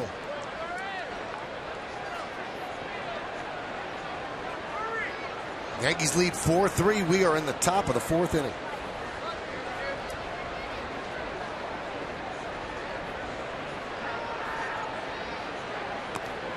I don't know how that missed hitting him, but it did. 2-0.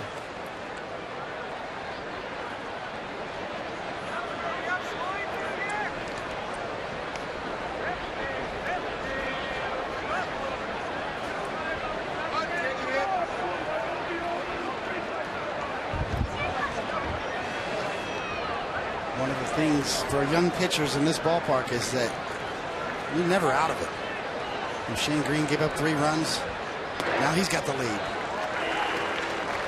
And the young kid Webster really kind of wet the bed, as they say, today with the 6 walks. But if you're pitching in this game, boy, this is a long way from over. You're never out of a game at Fenway Park. The 2-1. Chop to Pedroia. And that'll do it. Here in the 4th. No runs a hit, no errors, and 1 man left on base. We go to the bottom of the 4th inning. 4-3 Yankees.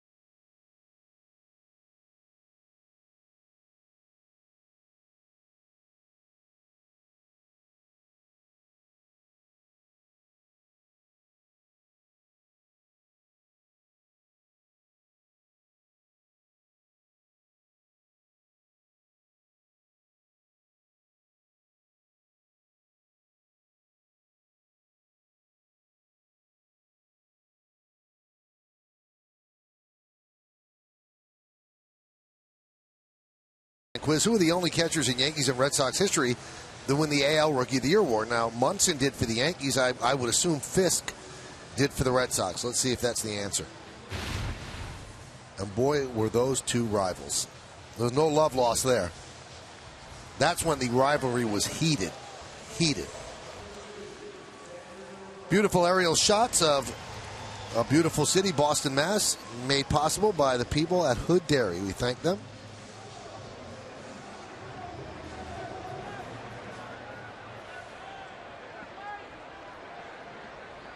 Lincoln scoreboard 4-3. Yankees over the Red Sox. Xander Bogaerts leads off. And again, first pitch ball by Shane Green.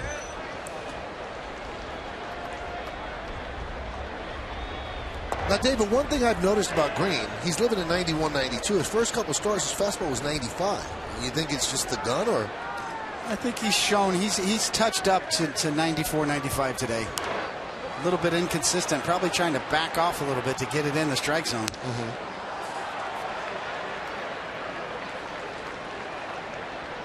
When you're feeling good about your command on the mound, you kind of cut it loose and let it go a little more. And when you're unsure, you tend to feel your way around a little bit. You'll sacrifice a couple of miles an hour for control.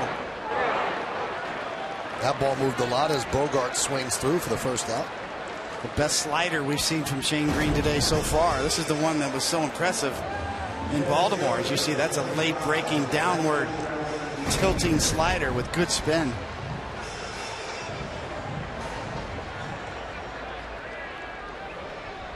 Here's Jackie Bradley Jr. Grounded to second. That was in the second. And a strike.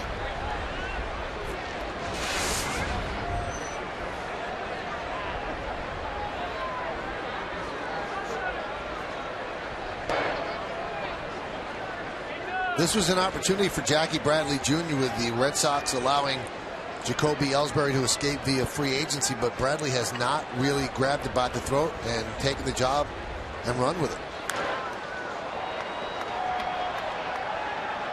And the Red Sox put a lot of faith in their young players. Xander Bogaerts, who had a great postseason last year, has not played the way they thought. Jackie Bradley Jr. was not able to step in seamlessly for Jacoby Ellsbury. The gamble on Grady Sizemore worked early, and then that kind of ended.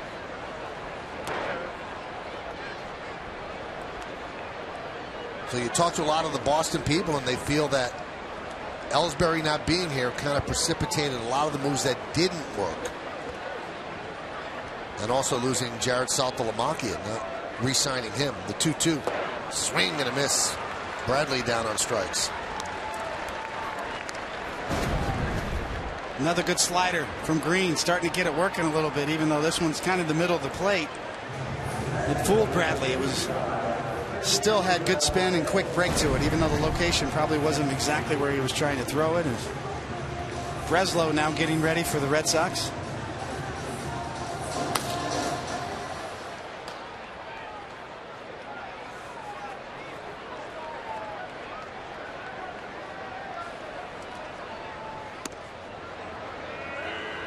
There's a strike to Vasquez. Had an RBI single in the second inning, and the Red Sox scored 3. But the Yankees answered right back with 4 in the third.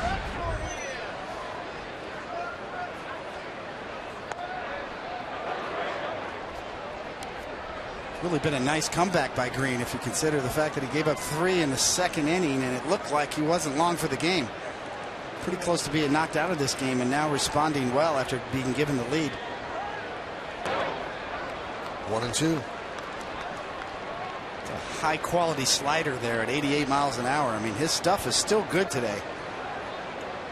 Got a chance to rebound, and this is the growing process. Looked like he was on the ropes, and now he's got a chance to really revive himself. Strike 3. How about that? He strikes out the side here in the fourth. Strongest inning so far for Shane Green. As we go to the fifth, it's 4-3 Yankees.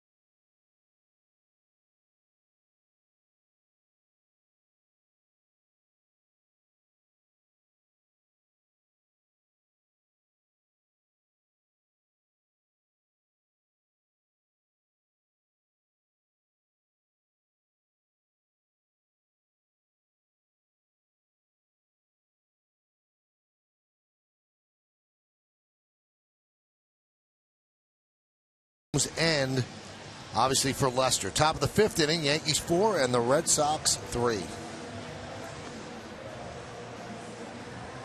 New pitcher for the Red Sox, it's the left-hander, Craig Breslow.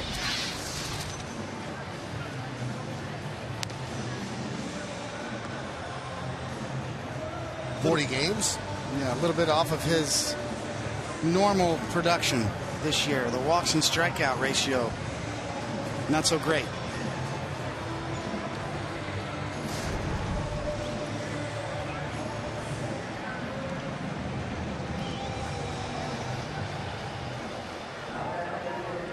A lot of entities broadcasting this game, and that is that little piece of real estate to the side of Fenway Park where all of the TV trucks are just jam-packed together.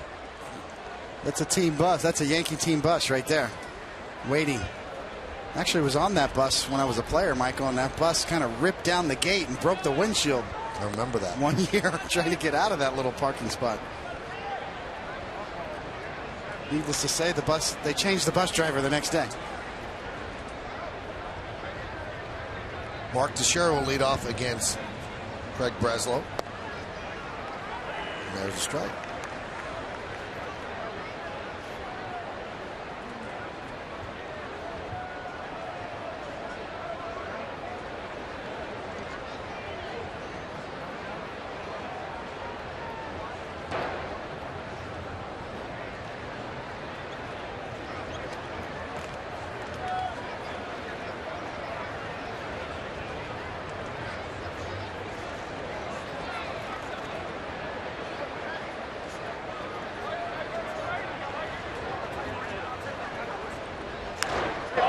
Deep to left field. Turning and looking is Cespedes. See ya! A long home run from Mark Teixeira, and the Yankees now lead 5-3.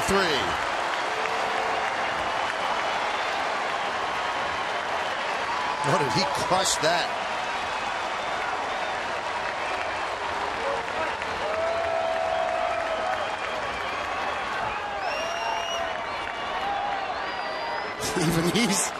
Even he's sort of, by his facial expression, a little bit surprised. Man, that had to feel good. Cespedes in left field just didn't even move. Just turned around and watched it.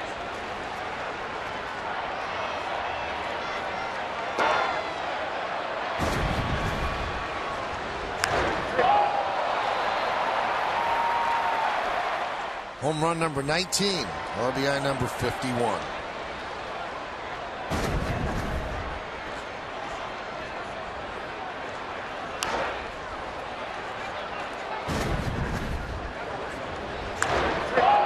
Even the fans up in the green monster seats don't even hardly react. They don't have a chance. Wow, look where that one lands. Still going.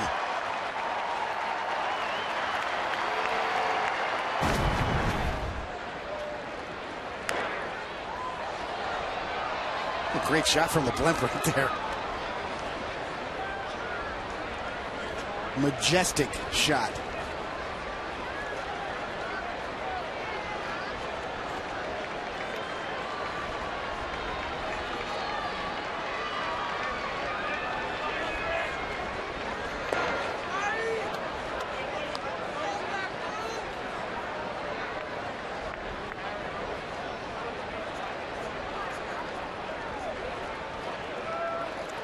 Breslow went to Yale.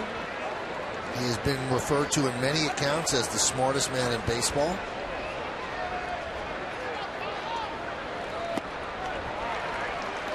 As Beltran goes down on strikes. In fact, John Farrell has said he uses words in a normal conversation that I'm not used to. Now, I know that you have a lot in common with him, David, because Breslow says that he looks for inefficiencies in the kinematic system of his delivery when things go wrong. Certainly had one on that pitch to Teixeira, that's for sure.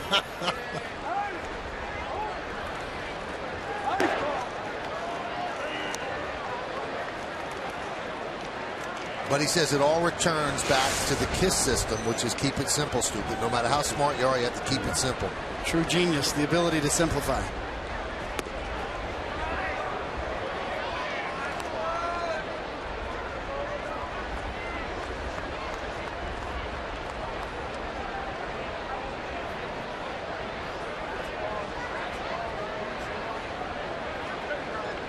1-1 pitch.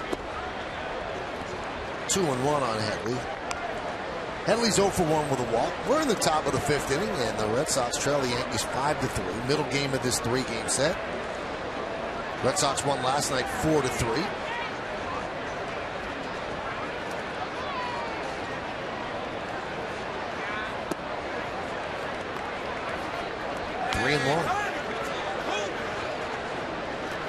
You know, the enigmatic part of the pitching delivery, Michael, is when it's all going well, you don't have to think about it. You know, you just kind of free flow and let it go. If you're on the mound or even in the batter's box thinking about mechanics or where your hands are, those are where the problems start. Popped up. Pedroia squeezes it for the second out. Never forget what Bernie Williams told me the year that he won the batting title. Of course, Bernie had a great career for the Yankees. And I asked him, Bernie, what do you think about when you walk up to home plate? He goes, nothing. When I'm hitting well, my mind is free. You know, I think about nothing but recognizing the pitch and swinging the bat. Any other thoughts just kind of get you jammed up. Stephen Drew takes outside. The professional golfers talk about swing thoughts. One swing thought they try to limit it to. If you've got 3 or 4 different thoughts going on in your mind about, with Stephen Drew's case here, where my hands are, my stride, or on the mound, you know, I got to stay back, you know, my shoulder. The more thoughts you have in your mind, the less likely you are to proceed smoothly, to get the job done, to accomplish what you're trying to do, which is a smooth move, an athletic move through the ball, either swinging the bat or throwing the ball.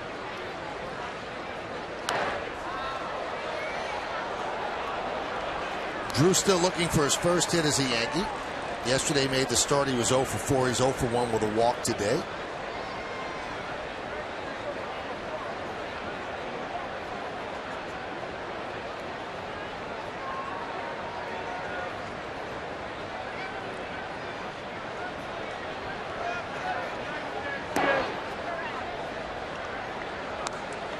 That's obviously in reference to just, Michael, the execution part of the game. Now, the strategy part is a little bit different. That requires a little thought.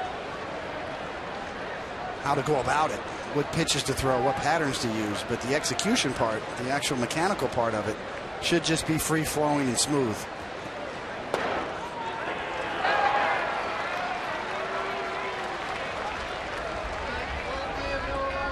Well, what do they say, David? If you overthink it, paralysis by analysis? Exactly.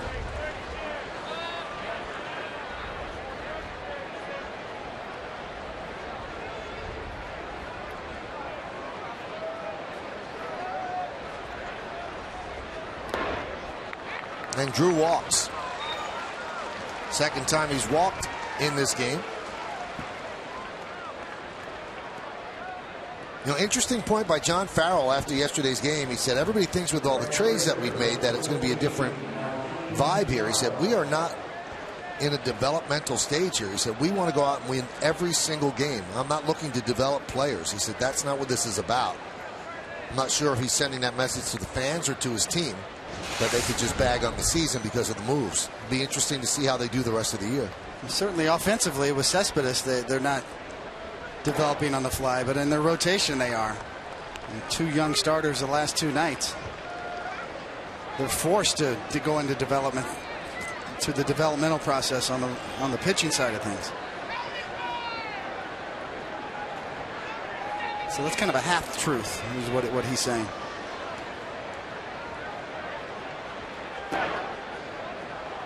You can't trade away John Lester and Lackey and Dubront, for that matter. You can't trade away that many starting pitchers and sell it as we're not in developmental mode. Yes, you are. On the mound, you are. As John Lester's pitching today, as Bob Lorenz told us, and doing very well, along with Johnny Gomes.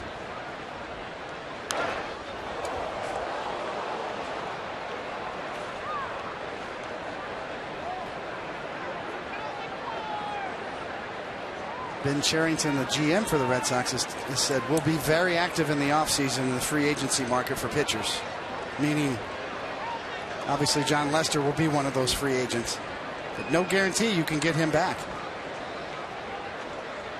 No guarantee you can get other pitchers to come to Boston either.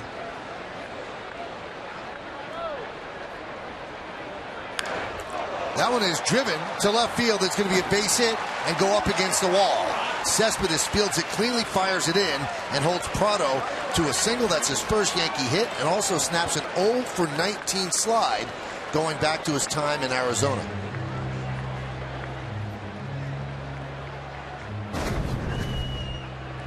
Nice job by Prado. Cuts off that inside fastball from Breslow. Beats him to the spot, and this is normally a double just about anywhere except here at Fenway Park. Off the wall, ricochet, that's a long single. The wall taketh and it giveth. That one took away a double.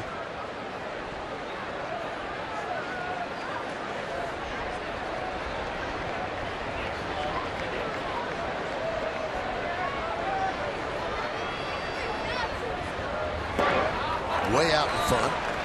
Cervelli swings through.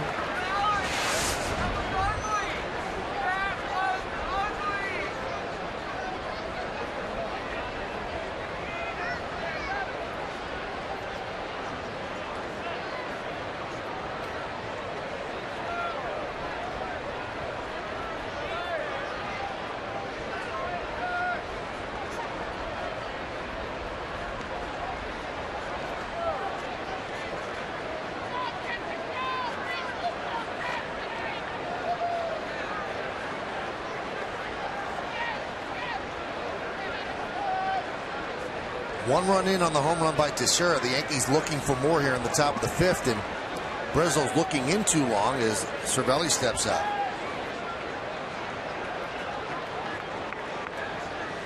The most difficult time to shake off, obviously multiple signs with a man on second base.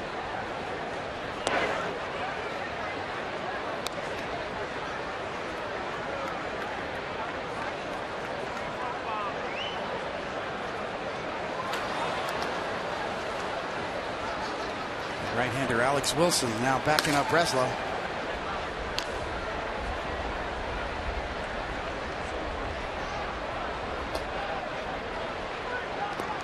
And that one gets past Vasquez, and the runners move up.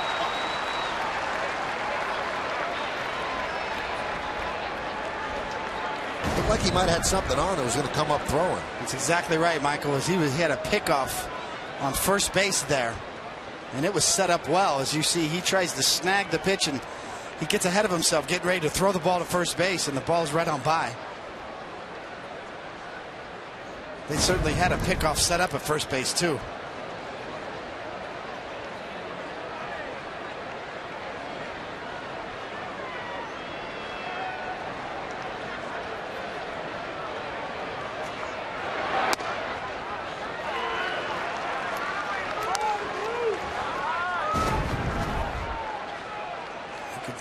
This is a preset play, and Prado is way off. Boy, that would have been a good try to pick him off first base. It's a prearranged play there, and Vasquez just got ahead of himself. Got to catch the ball first.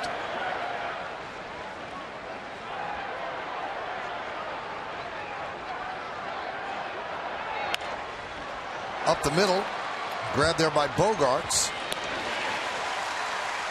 And that'll do it. But the Yankees do get a run, and they get it in loud fashion. Mark Teixeira hit one over the wall, over Lansdowne Street, into a parking lot. When it lands, the Yankees lead this one by a score of 5-3.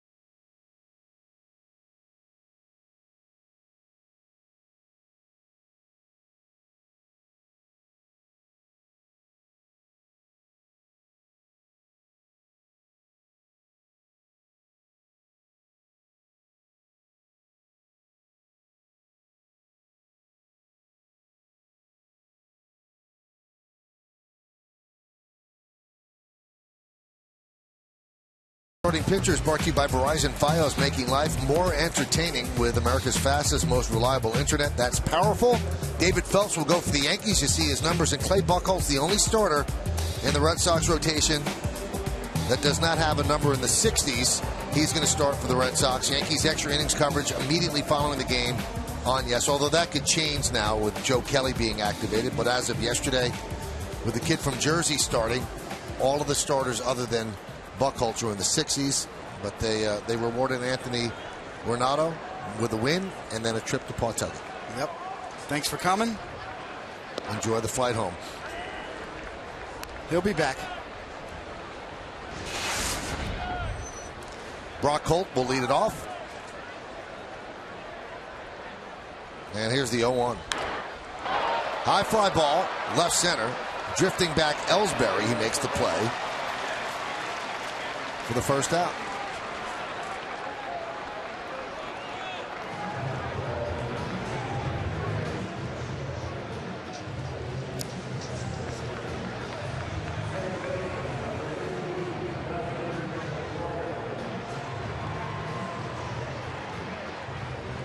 One of the things I'm always asked, I'm sure you are too, David, who is this guy sitting behind home plate with the big headphones? It used to be yellow headphones. Now he's changed the headphones. That is Jeremy Kapstein.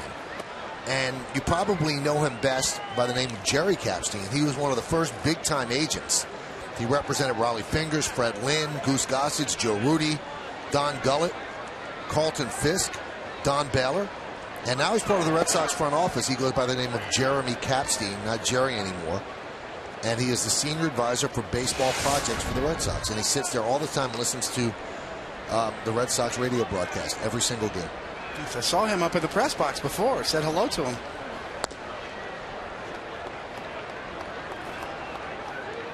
It's a pretty good seat.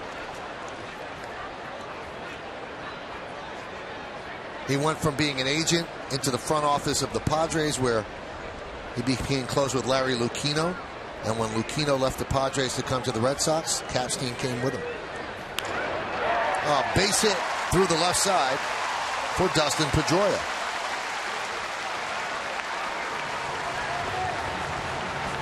No one up in the Yankee bullpen, and Green's pitch count getting up there here in the 5th inning.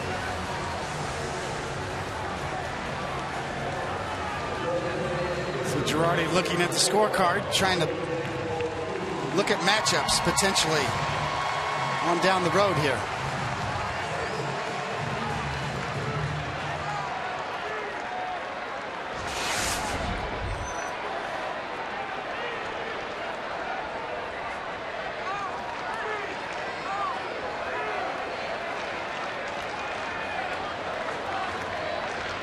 Here's David Ortiz, struck out looking, didn't like the call in the 1st inning, and popped up to shallow left in the 3rd. And a strike to Ortiz. It's probably been the biggest improvement for Shane Green, is getting that slider over for strikes. It's a good one there to jump up 0-1 on Ortiz right here. First couple of innings, not so much. Now really starting to get it working. Pitch count settled down too.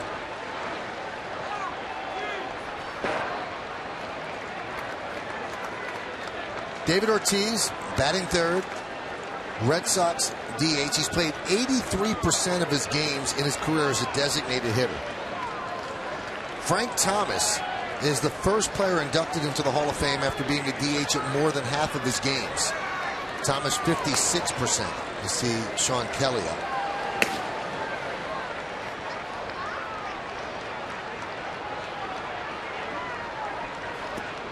Paul Molitor 44% as a DH. Jim Rice 25%. Reggie Jackson 22%.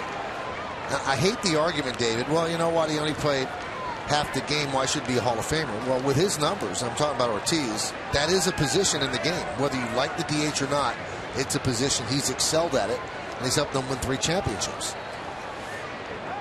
It's the way it's supposed to work, right? You're supposed to be compared to your own position. Wonder why Edgar Martinez isn't in. Count 3-1 to Ortiz. Well, Edgar Martinez, flat out one of the best right-handed batters I've ever faced. I think most pitchers would say that as well. and one of the few guys that kind of had an easy time against Mariano Rivera. Mariano jokes about it now. He said, I just couldn't get him out. Crowd's starting to get into it, 3-1. And that is laced into left field. It's a base hit in front of Gardner.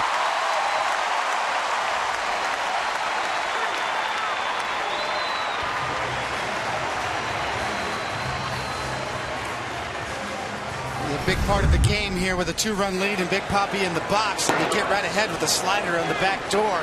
And then you're trying to stay down with the sinkers, trying to get him to roll over it. Just overthrown a little bit. Try another slider. Now I'm not going to give in. Another slider, even though it's up. He kept Papi in the ballpark. Even though now you got first and second with just 1 out here. 94 pitches.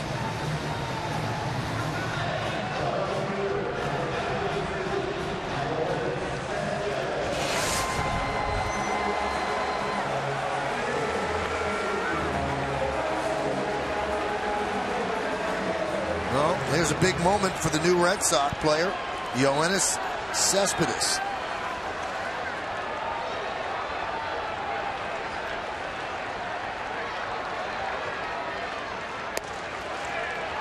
And a strike.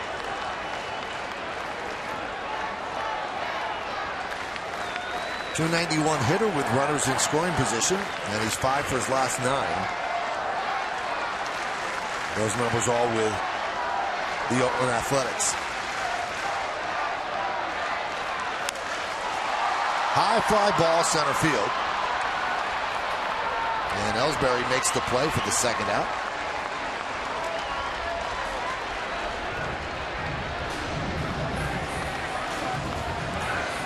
Good job, Shane Green right there. Jumped ahead with a slider and a good fastball in the inside corner. Tied up Cespedes. And here comes Girardi.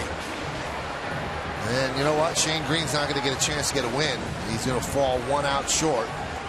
With 96 pitches, Girardi is going to call on Kelly with Napoli due up. Shane Green battled, grinding. Fell behind 3-0, leaves the game up 5-3.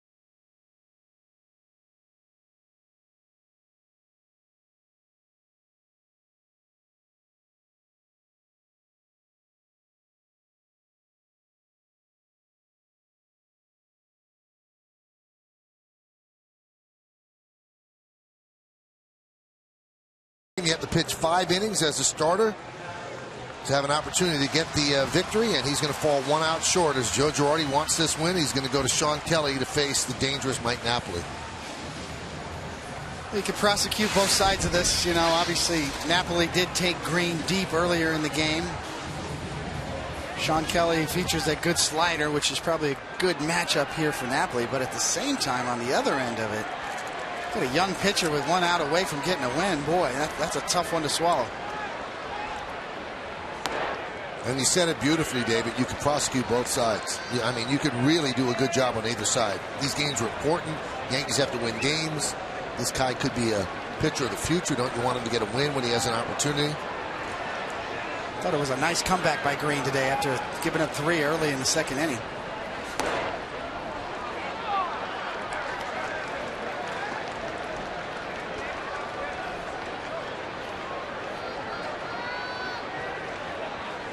These are the games you find out about young pitchers. You're struggling with your command early. You're on the ropes. You come back. You find it. Keep your team in the game.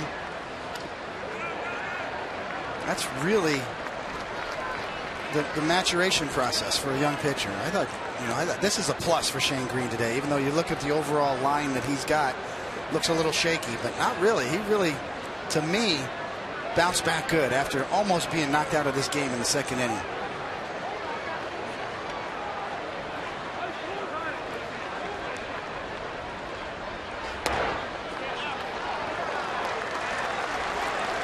Now the move really explodes on Girardi if Kelly doesn't come in and do the job.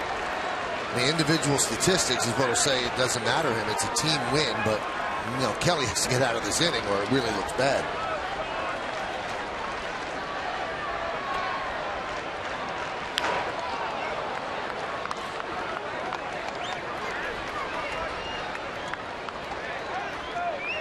David, have you ever seen a third base coach farther out of the box than Brian Butterfield right now? Dangerously, too, with Napoli hitting. The right-handed batter. You can see that Butterfield is trying to give up enough room to where Napoli can't pull one foul. But yeah, he's almost in the on-deck circle right there.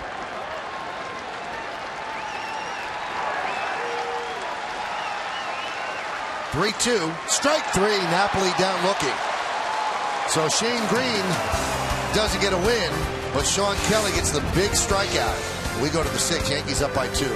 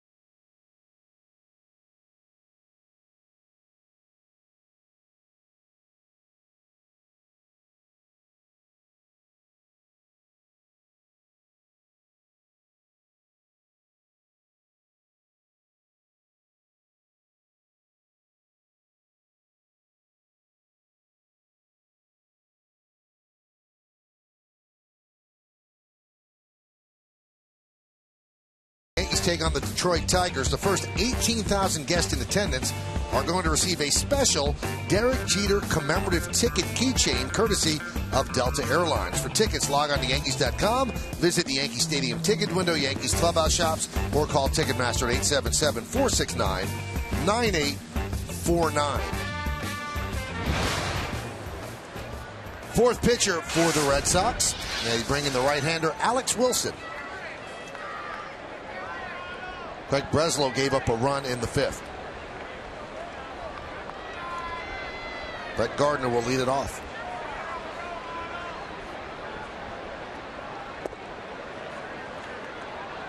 Yankees lead 5-3.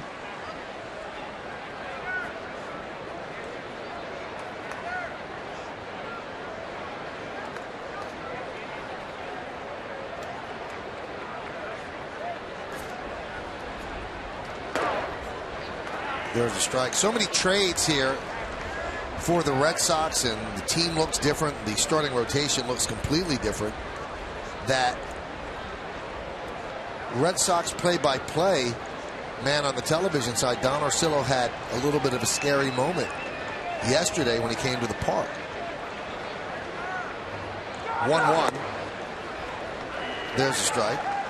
I was doing my radio show. There's Don Orsillo on the right and Jerry Remy on the left. They do the games on NESN. I was doing my radio show that's simulcast on Yes right next to them, and there's a piece of glass there, and he walked into the booth and saw me there. He thought that was in the NESN booth, and he had a dream the night before that there was a 3-team trade, that I was traded to the Red Sox as their play-by-play guy. He ended up in Cleveland. I don't know who the Yankees got, but he actually tweeted it out that, you know, he thought the bad dream had come to life, and with the Red Sox trading everybody, that he was gone. But then he saw the piece of glass there, and that I was just doing my radio. So he's one of the good guys and really an extraordinarily talented guy as well. But had a little moment yesterday when he saw that deal. That is funny. Wow. Three-way deal: Yankees, Red Sox, and Indians. It could happen. Now you just planted the seed. Somebody out here is listening to this. No seed. I want to stay right here. I don't want to be traded. I'm a 5-10 guy, David. I could turn down the deal.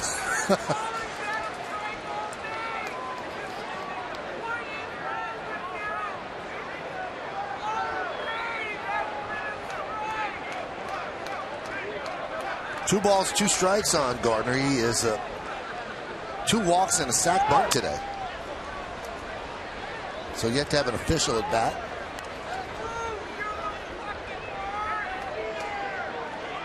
Twitter's lighting up right now. Working out deals. Cone for Rex Hudler.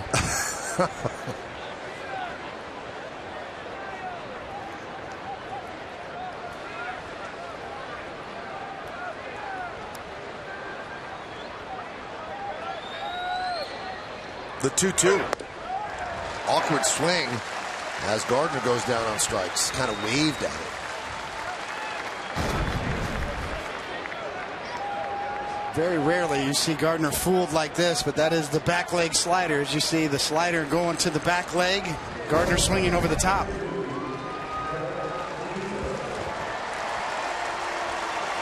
And he's giving a quick scouting report to Jacoby Ellsbury.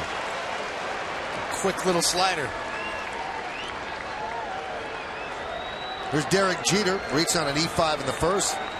Humpback line drive just inside the right field line in the third to drive in 2, and then grounded to short in the fourth. You can see Wilson throws hard, 94 miles an hour.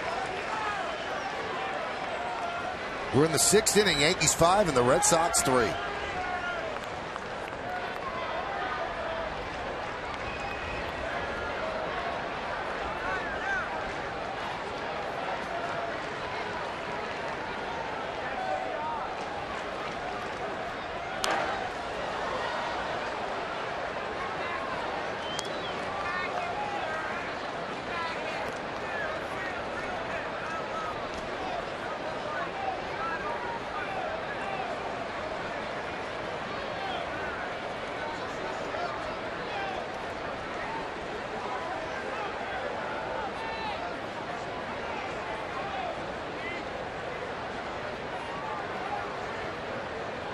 The 0-2.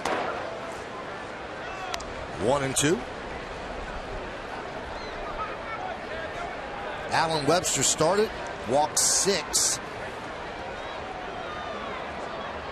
in a short outing. Then Burt Badenhop, Craig Breslow, and now Alex Wilson. Webster lasted just 2 2/3. Slow roller to short. Bogart's charge, fires, and gets Jeter.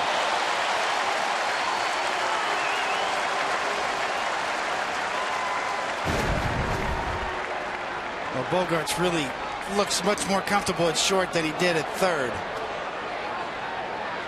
Boy, that was close. Closer than you thought right off the...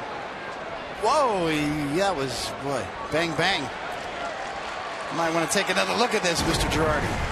Well, Derek was slow coming out the field, so he thought he was safe. Now Joe Girardi will talk with Paul Schreiber. Jeter right through the bag with a burst at the end. He's safe. Yes, he is, because the reach by Napoli. And the ball hit the dirt, too, as well. So that was a short hop. So a lot of times first base umpires go on sound. He might have heard the ball hit the ground before it hit the glove of Napoli. Tony Pena said challenge it.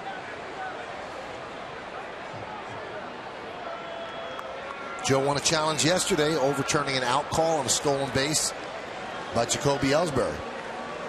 I think the short hop into Napoli's glove, too, seals the deal. As Jeter should be called safe here.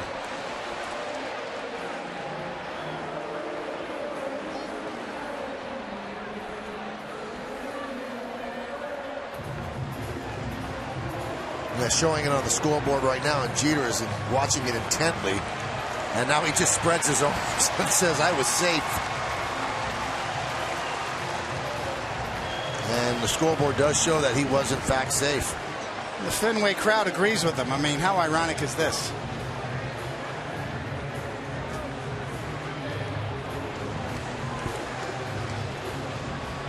Well, the umpires are taking the headsets off, and they say safe. The call overturned. Joe's been pretty good at these challenges this year. And you got to give credit to Brett Weber, who actually watches the replays and sends word back whether yay or nay, challenge or not.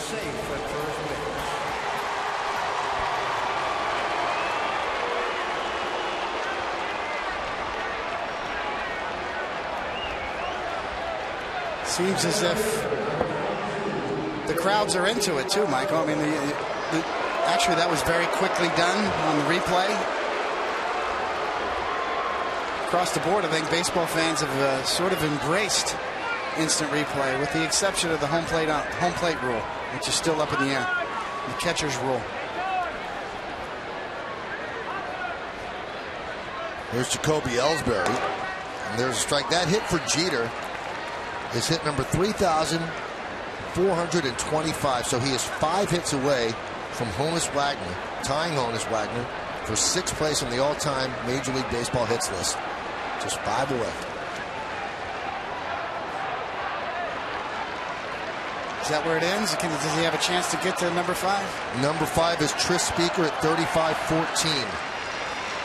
So he would have to have an unbelievable finish. Once he gets to Wagner, that's 84 more hits. So it would seem unlikely. Yeah, with only a third of the season left, so number 6 all-time probably.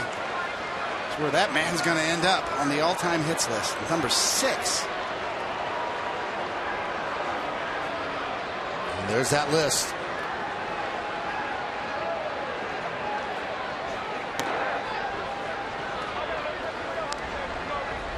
One of the keys that separates Derek Jeter from, say, Pete Rose. You know, Pete Rose was quoted recently as really had favorable things to say about Derek Jeter, obviously, but Pete played all over the mound, all over the field. You know, Derek Jeter is a 40-year-old shortstop.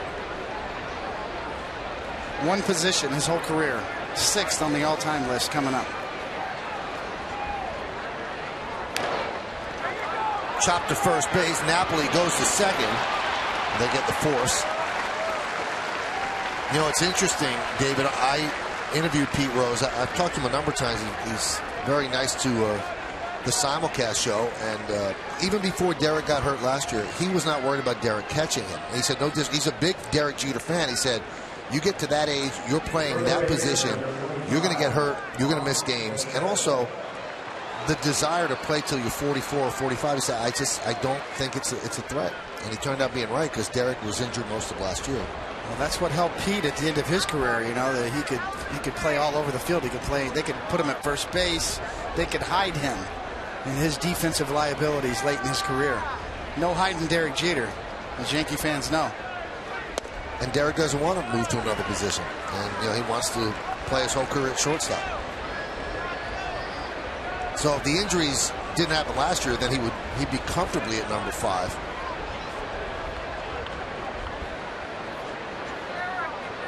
And might have had a chance at Stan Musial at number 4. But injuries are part of the game.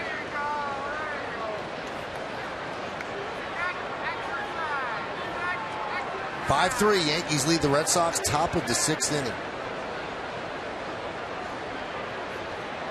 Teixeira with a home run in the 5th, batting right-handed, now batting left-handed, and he hits one to Brock Holt. And that'll do it here in the 6th. No runs a hit, no errors, and 1 man left on base. 2 more hits for Jeter today. Yankees lead 5-3.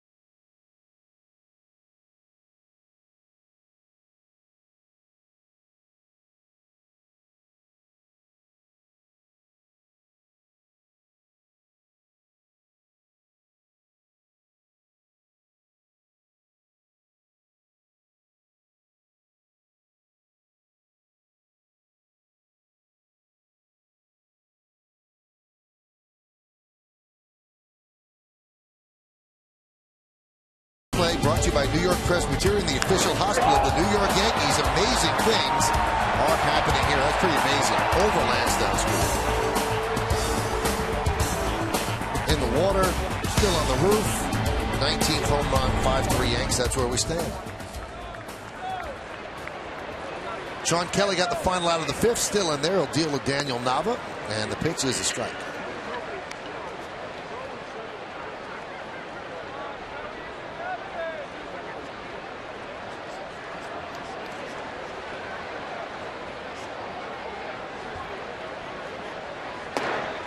Nava had a good year for the Red Sox last year, was sent down to Pawtucket.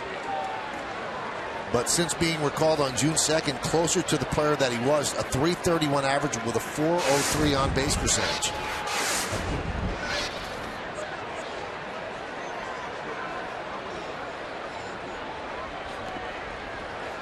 So many things went right for the Red Sox last year. I mean, so right that you could never plan to have that many things go right. And this year, things just went wrong. As Matt Thornton getting ready. Nava nowhere near the season. Mike Napoli got hurt. The catching situation certainly didn't play out the way they thought. Jackie Bradley Jr. was not the rock they thought he'd be in center field, as Nava just gets a piece. Xander Bogaerts struggled at short. Middlebrooks really struggled at third, so they moved Bogaerts to third. He struggled there, and they signed Stephen Drew. A lot of things went wrong, David. Yeah, the 3 big rookies that they were counting on in their starting lineup. Center field, shortstop, and third base. Jackie Bradley Jr., Bogaerts, and Middlebrooks just all struggled early in the season offensively. Got Cervelli. A foul tip off the thumb. Catcher's hands take a beating. Good fastball by Kelly, 95 miles an hour. See Cervelli still trying to shake it off. That thumb got jammed on that foul tip.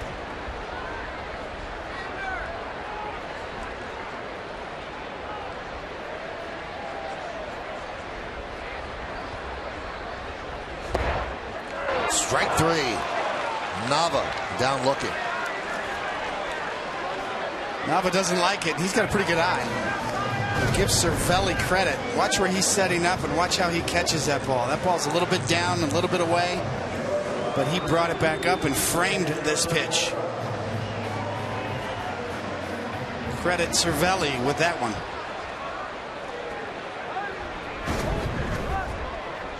Here's Xander Bogaerts. He's 0 for 2 in this game.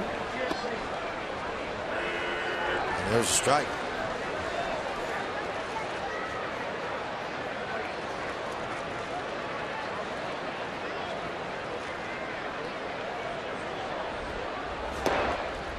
You can really see almost Tony Peña's style in Cervelli. It's Tony Peña's work with Cervelli.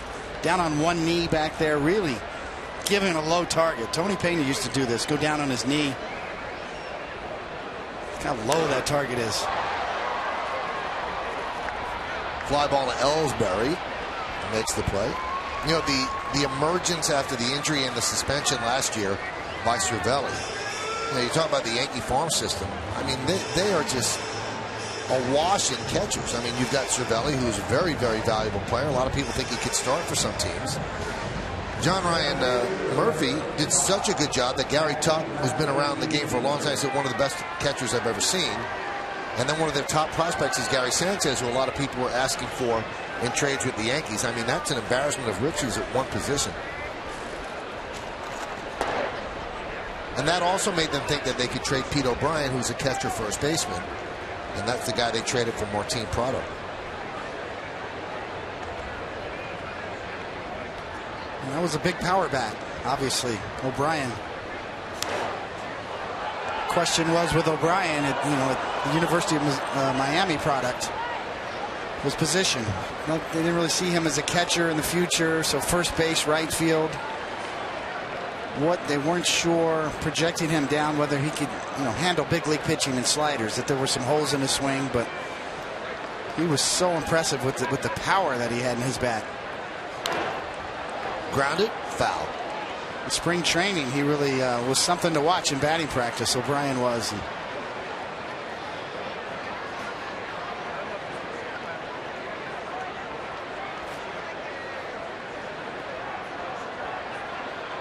There were talks, reports in the paper today that the Phillies kind of came out on the losing end, but that Marlon Byrd was talked about coming to the Yankees. And Brian Cashman thought the asking price was too high. Reportedly, Brian Mitchell, another one of the Yankees' young starters with a power arm that's recently moved up to AAA, has done pretty well as of late.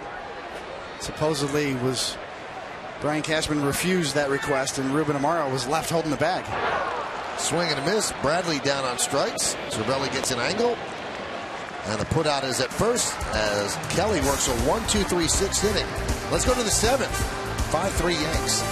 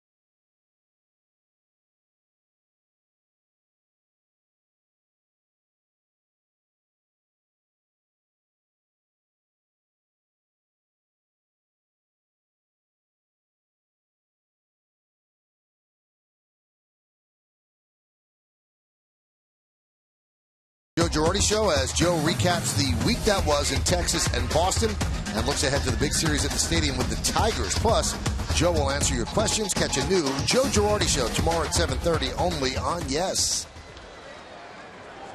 Carlos Beltran leads off the 7th, and the pitch is a strike. Alex Wilson still in there. Worked the scoreless 6th inning.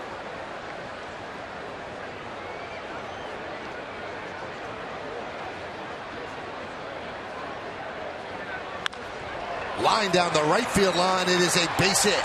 It goes into the corner, and it's touched by a fan, so it's a double for Carlos Beltran. His 2nd hit of the night.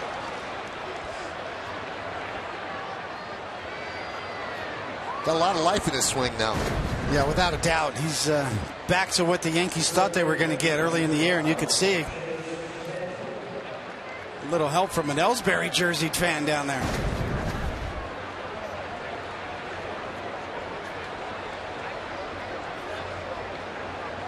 Kind of get the sense that getting Beltran back in the outfield is kind of on the back burner again with the addition of Prado now.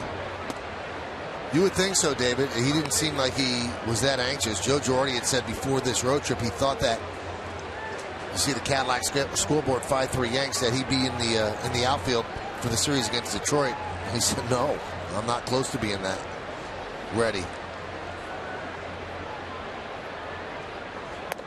Way high.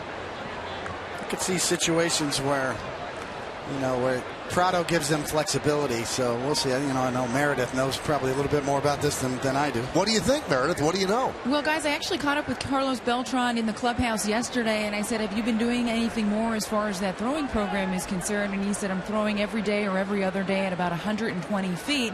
And I asked him whether or not he were any closer to doing stuff simulating in-game situations or maybe kind of getting back in a game. And he said, I'm still a ways away from that. And I said, can you give me any type of time frame, Carlos? And he said, I don't think within the next 10 days I'll even get there. So it's going to be some time. And Joe Girardi kind of reiterated the fact that now that they have Prado, there's not as much of a rush as you had mentioned, Michael, to get him back in the outfield. And the biggest thing for them is keeping his bat in the lineup. I asked him why he thinks he's having the offensive success he's had lately, and he said he's just able to stay healthy. That's the biggest thing. All right, Meredith, thank you. We'll hear from Meredith on the post-game show. The 2-1. 2-2 on Chase Headley. Headley's 0 for 2 with a walk today. Could certainly see a situation maybe on a day you want to give Derek Jeter a day off where Drew can move over to short, Prado can move into second. Prado can also play third base to give Headley a day off at third. But for the most part, he's going to see most of his time probably in right field, as Joe Girardi has said, and Meredith as well. 2-2. 3-2.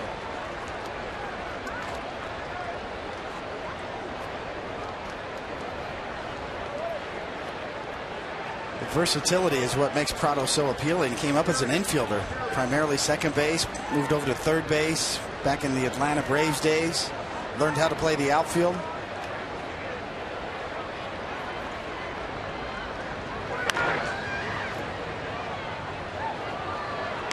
I think that's what Stephen Drew is going to find out. This can only enhance his value by learning how to play second base on down the line in his career, even though he's a great shortstop.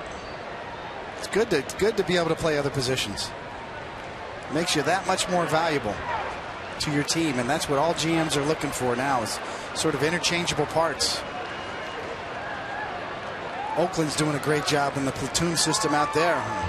Different lineups every night. Right back to Wilson. Took a base hit away from Headley. That's quick reaction. Good base running by Beltran, not getting doubled off there. You freeze on a line drive, and I guarantee you Wilson's heart's pumping right now because that ball caught him. He didn't catch it. But nonetheless, good reactions. Because this is a rocket that just happened to be going where his glove was.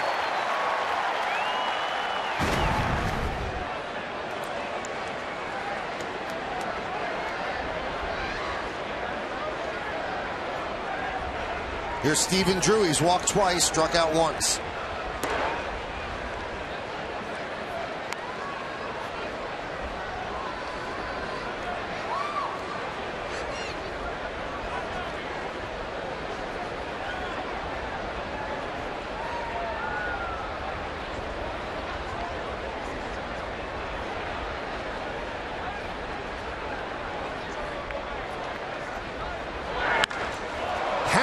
into right center field. A long run for Nava. He can't get there, and it goes to the wall. Beltran held up. Now he's steaming home. He will make it. It's an RBI double for Stephen Drew. His first hit as a Yankee, and the Yankees lead 6-3.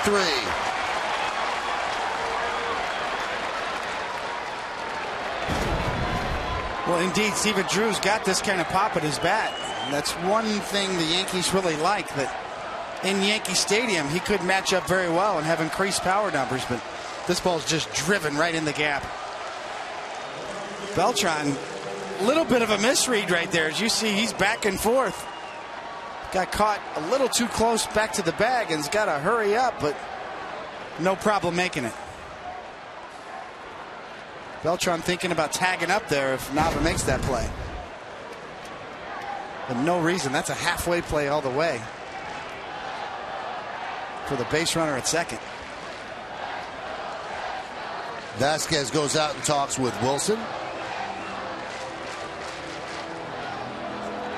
This copyrighted telecast is presented by authority of the New York Yankees and may not be reproduced or retransmitted in any form, and the accounts and descriptions of this game may not be disseminated without the express written consent of the New York Yankees.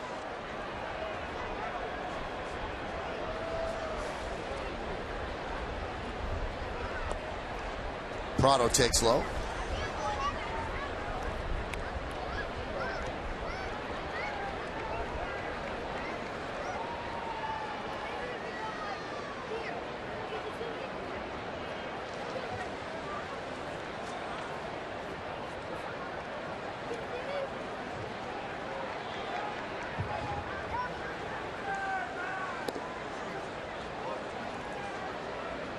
Count 2-0.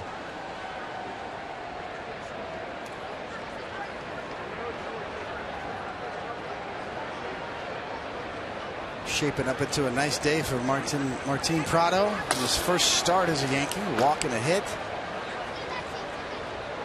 See Tommy Lane getting ready for the Red Sox. The 2-0. Strike. 2-1. Trying to turn a good day into a great day is Prado right here.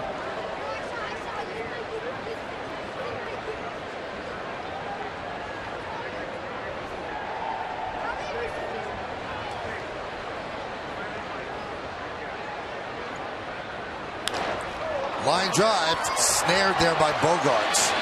Takes a hit away from Prado.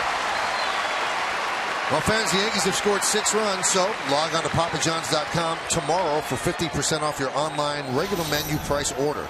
Use promo code Yankee6 at papajohns.com. Well, you can see why the Red Sox pick Bogarts. He can play. That's why it didn't make a whole lot of sense, and obviously didn't work out for the Red Sox, to move him back to third base, to mess around with him. If you really believe he's their shortstop of the future, and he's shown the ability to really play the position, then why would you mess around and move him back to third earlier this year?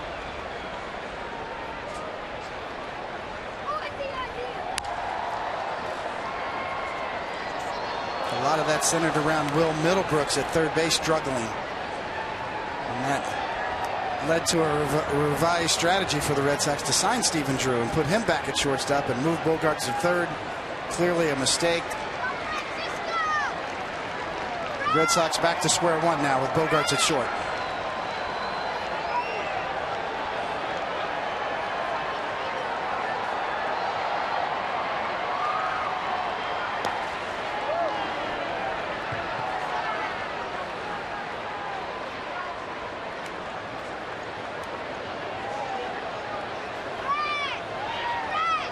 Something happened there. Vasquez looked crossed up.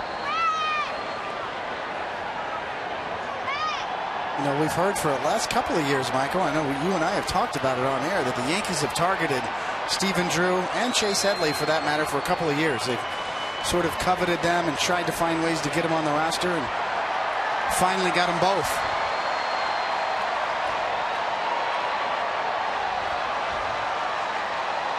There's been talks about Chase Headley for the last 2 years, I think, and the Yankees' interest in him, and Stephen Drew as well.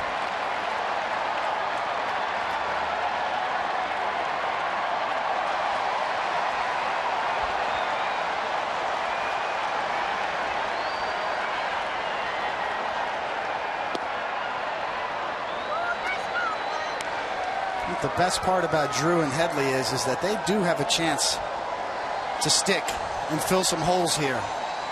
Chase Headley, a chance to be your answer at third base. Stephen Drew, could he be the replacement for Jeter at short next year? You're going to find out.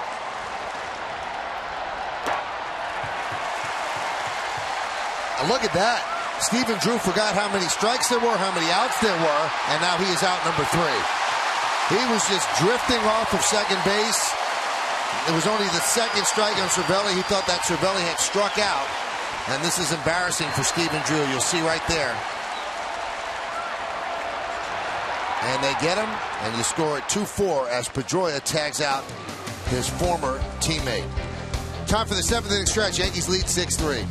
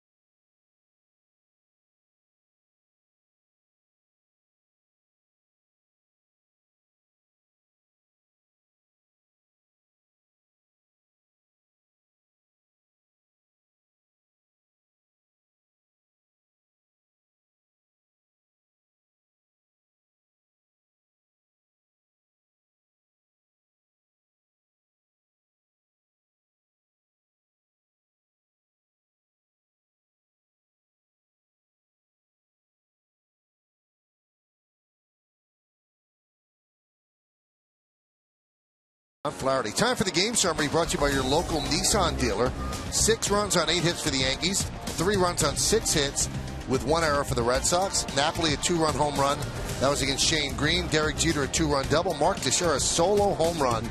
And the Yankees also, as Jack Curry said, he had a nice tie as well. 5 walks in that 1 inning, and that could be the difference in this game. He just lost control of the strike zone, the rookie Alan Webster for the Red Sox.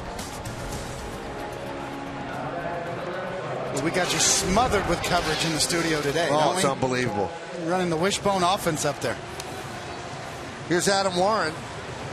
Really nice job by Sean Kelly. He has really upped his game. You can see how different he is than he was at the beginning of the year. He's almost like he was at the beginning of last year. Very effective. 3 strikeouts in an inning and a third. No one got on. Cadillac scoreboard, 6-3 Yankees lead.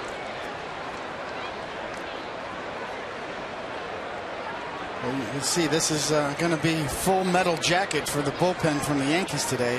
Betances is now warming up as well.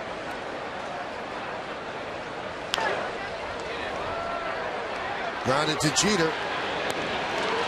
1 away. Let's go back to the studio, and Bob Lorenzo, with a beautiful shirt on, is manning the desk.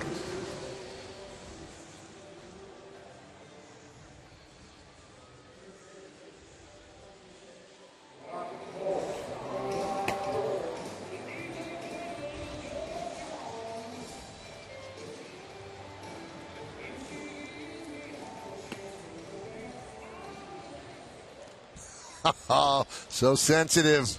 I didn't mean that. Anyway, there you see the Oakland score over Kansas City. And there's 2 reasons you get Lester, David. Hold off the Angels, and then in the postseason. That's where you'll see exactly how that deal did. Yeah, that's what Billy Beane is counting on. And it really does hold true. Power pitching beats power hitting in postseason in the short series. High strikeout lineups get exposed in the postseason. We saw that for a lot of years with the Yankees before they won in 2009. They hit a lot of home runs, but those home runs are neutralized by power pitching. Without a doubt. See Dellin Betances up for the Yankees. I think the Yankees have learned that facing the Detroit Tigers lineup the last few times they've been in the playoffs. The Detroit Tiger pitchers really kind of smothered the Yankees lineup.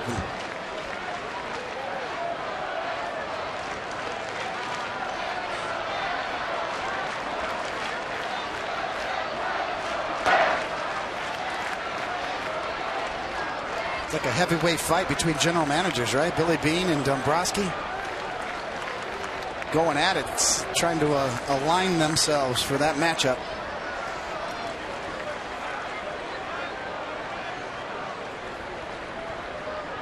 And they both have different things that push them.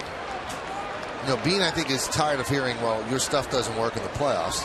Dave Dombrowski has an 85-year-old owner. He wants to win a championship for Mike Ilitch. So, pretty strong motivations. 3-2 to Holt. And he walks.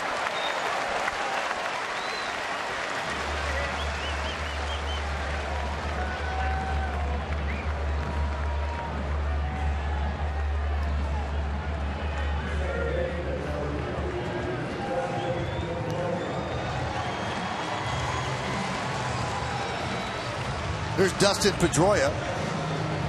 He's 1 for 3. Struck out looking in the first, didn't like that call. Popped to third in the second and singled to left in the fifth. Holt leads off first, held there by Teixeira. Warren deals.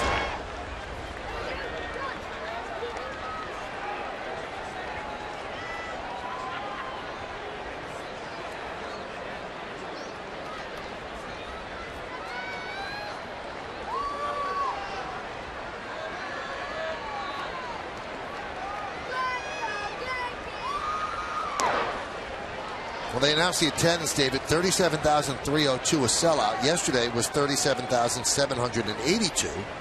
So that means that when they put the tarp on in center field, that covers up 480 seats.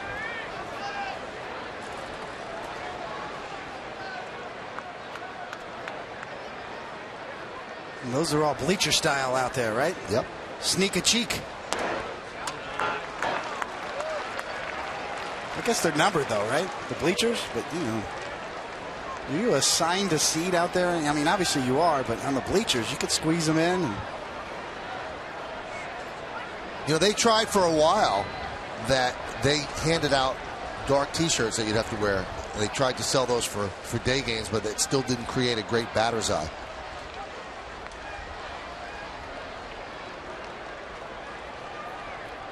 I know that when I used to go to games as a kid at Yankee Stadium, a bleacher seat you sat pretty much where you wanted to sit, but I think they might be numbered now.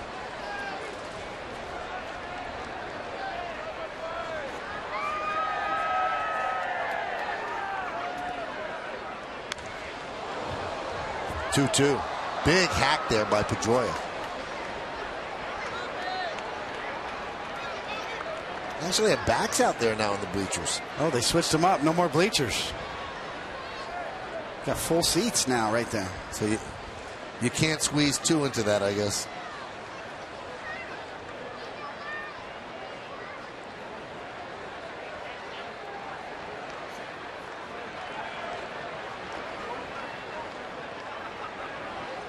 Now the seats out in what is referred to as bleachers, they're all green, but there's one red seat way up high in right field that Ted Williams once hit a ball there over 500 feet, so they keep that red seat to commemorate that drive.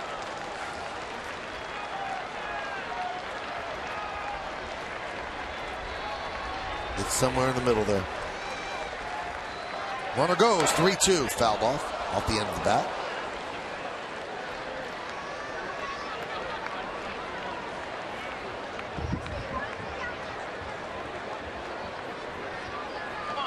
Warren's done a very good job for a guy who's been a starter, made the team out of spring training out of the bullpen.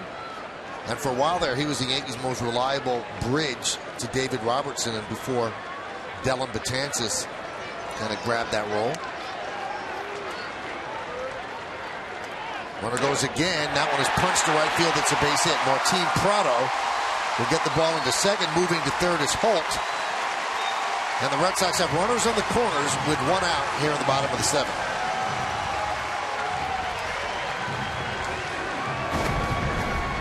Well, good play coverage from Pedroia. Just punches it to right, knowing there's a hole there.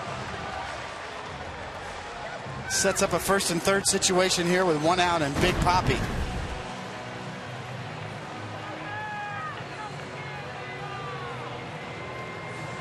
Well, Girardi's going to go to the bullpen. He's going to bring in Dellin Betances, and we'll duck out for just a moment.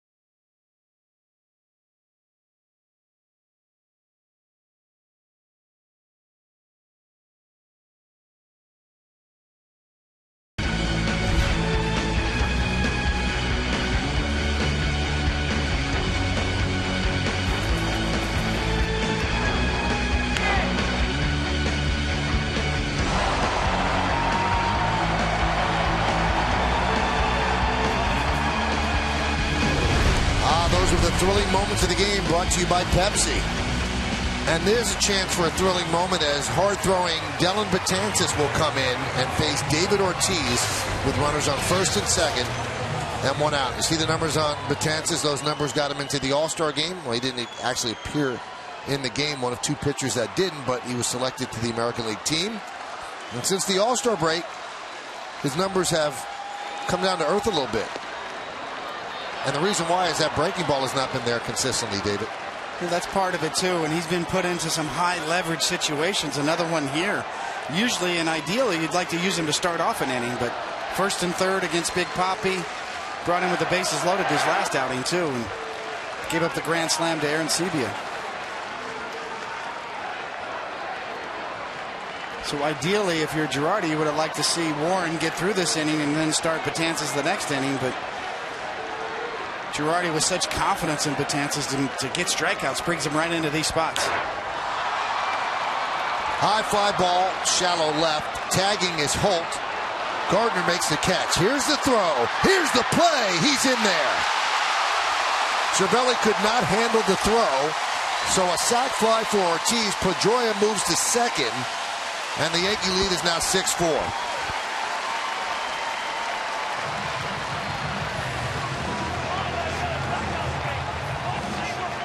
Daring chance here to try to score on this fly ball to Brett Gardner, and he would have been out. I know Holt likes his speed, but when you're down by 3 runs with Cespedes on deck, if that had not been a short hop, he's dead meat. So, kind of a mistake in my book. And Gardner just a little too far. Either throw it there all the way in the air or get the ball down a little bit for a better 1-hop. But Holt very lucky there, especially down by 3 with Cespedes up. And the pitch to Cespedes outside. He almost ran himself right out of the inning. Took the bat out of this guy's hands. I think Gardner was startled that he went. But he made a pretty good throw, except it was a short hop.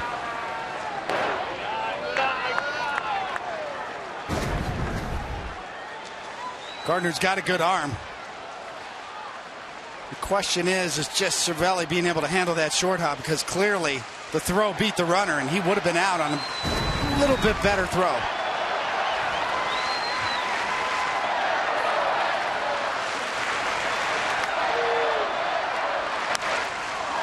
High pop-up in the infield. Headley calls everybody off and makes the play, and that will do it here in the 7th. But the Red Sox got a run on 1 hit and 1 man left. Let's go to the 8th. 6-4 Yankees.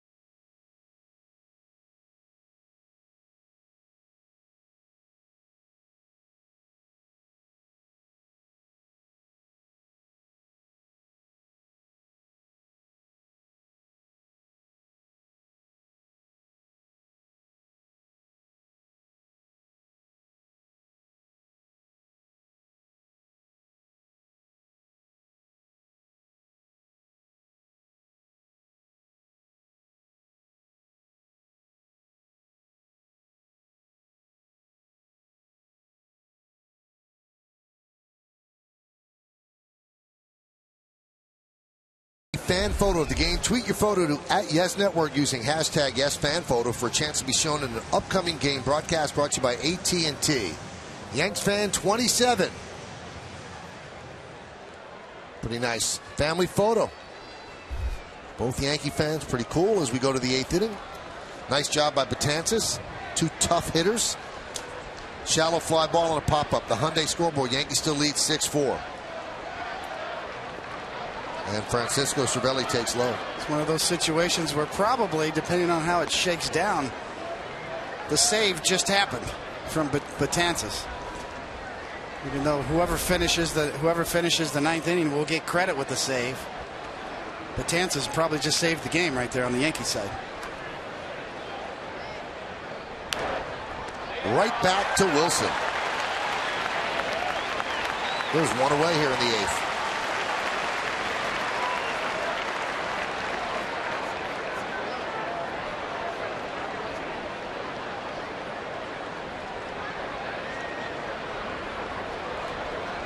And that will do it for Alex Wilson, as John Farrell won a World Series his first year as Red Sox manager, and now his team's in last place as he goes to the bullpen to face the top of the order.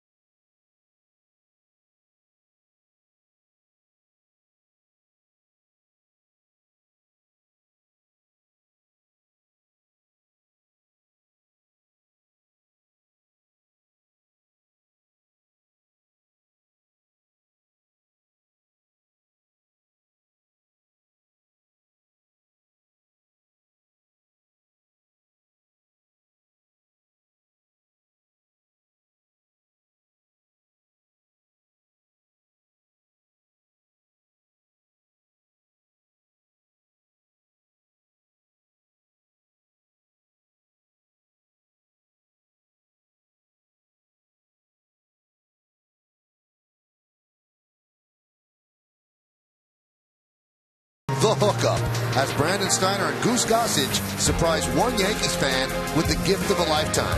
It's the premiere of The Hookup with Brandon Steiner tonight after the postgame, only on Yes.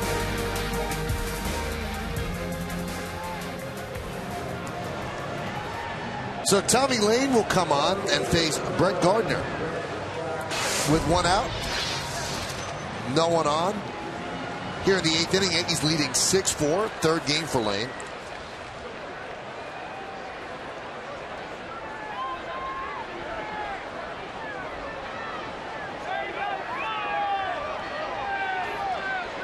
Gardner 0 for 1, 2 walks and a sac bunt. There's a strike.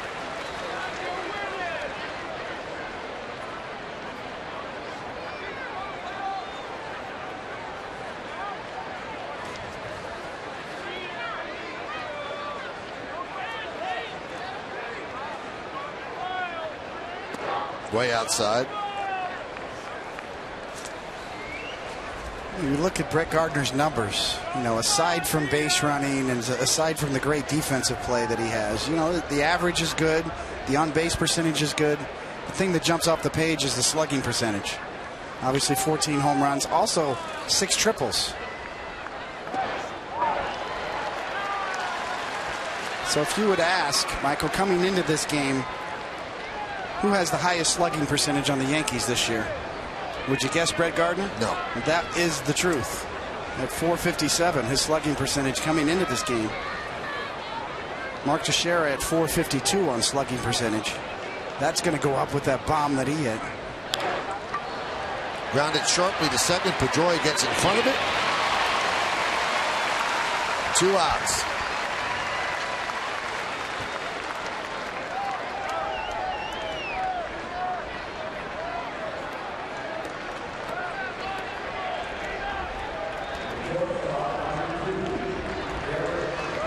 Derek Jeter.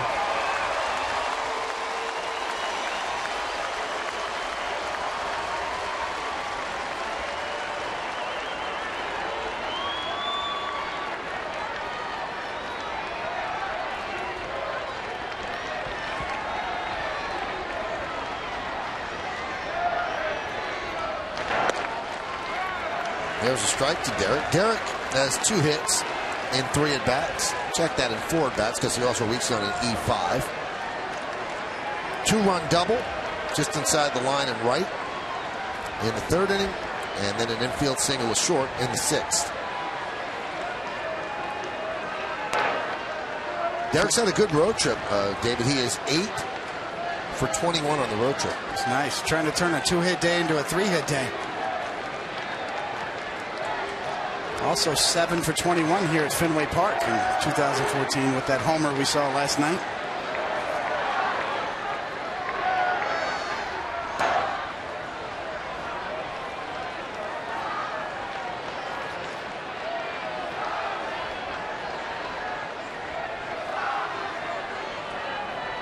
This is really, Michael, when you think about it, all the times I've visited Fenway Park, this is only the 2nd time that I've seen this crowd sort of disarmed towards the Yankees or New York.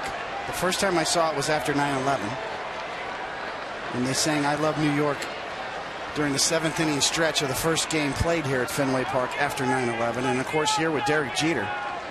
Never seen an opposing Yankee player disarm this crowd here in this ballpark. And he still has another visit to go, because that would be the last series he ever plays in the regular season here at Fenway Park at the end of this schedule.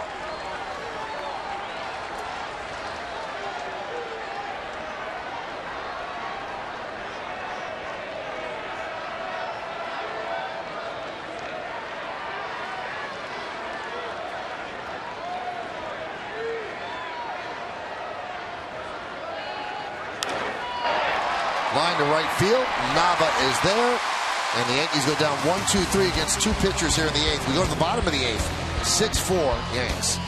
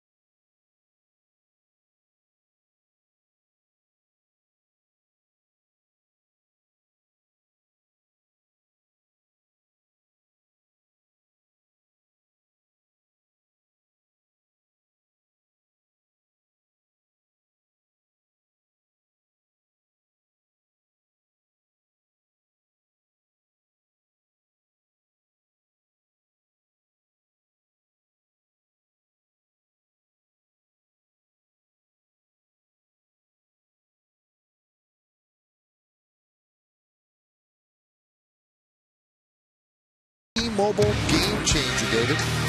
Well, it was. Yankees falling down 3-0 in the second. Derek Jeter with a classic inside-out blue double that got the Yankees right back in the game. 2 runs are going to score. And the Yankees are feeling pretty good about it at this point. And the young pitcher, Webster, on the Red Sox side, feeling a little doom, and it came for him. Hyundai scoreboard, Yankees lead this one 6-4. Mike Napoli will lead off against Dellin Betances. And there's a strike. 97-mile-an-hour fastball.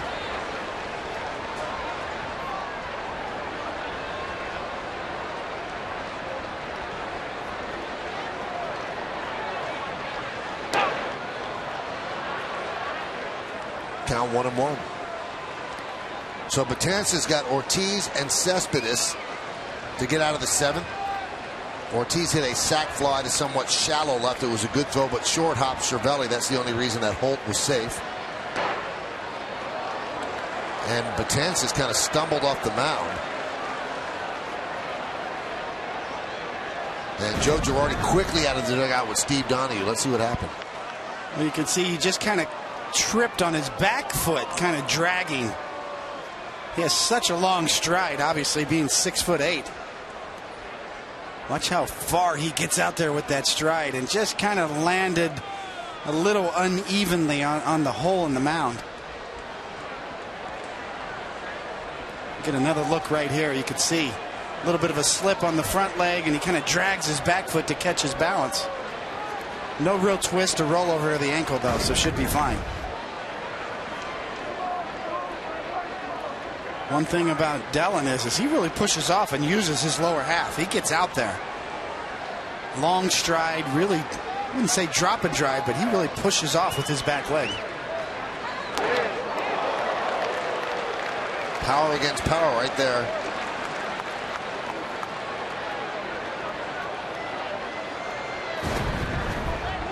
You get there, you could see that long stride. He almost runs out of mound.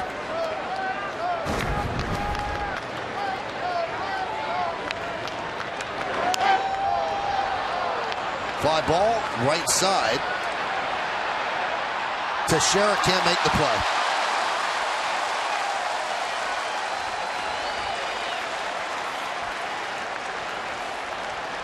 He went a long way. He did. Would have been a great play, and he got there. Just off the web of the glove. Can't quite snag it.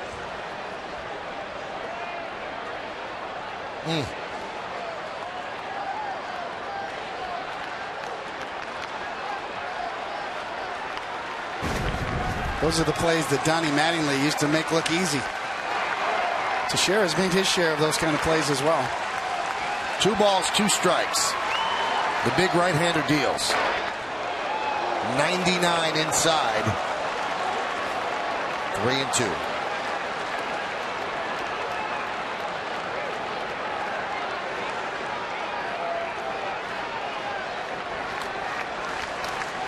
Mujica is up in the Red Sox bullpen. 3-2. Foul over our booth.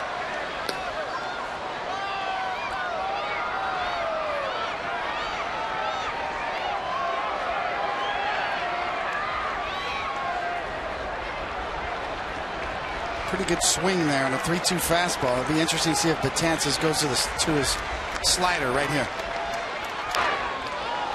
100 miles an hour foul back. That works too. 100.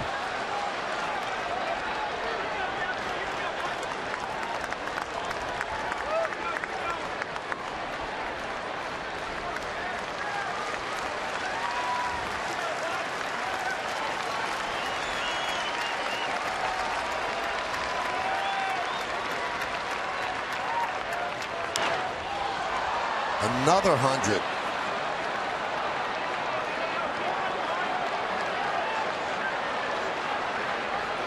Can't help but look. See Betances kind of peek up there. He sees it.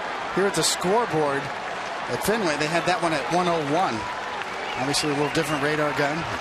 Nonetheless, triple digits is triple digits.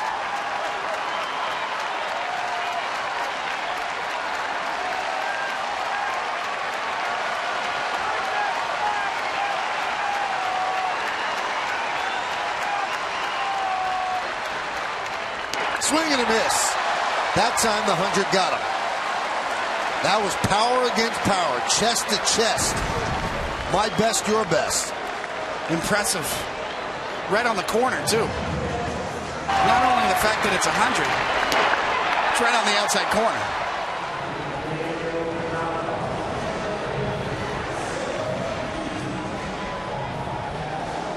Day late and $1 short, as most hitters would be on that pitch.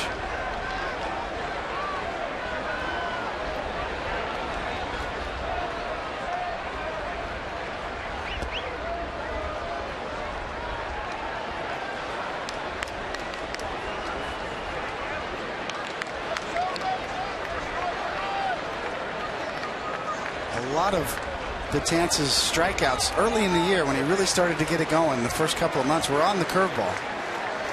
His fastball was kind of, for show. He would show a good velocity, maybe get ahead, but he would throw a lot more curveballs, and it looks like he's getting more confidence in his fastball now.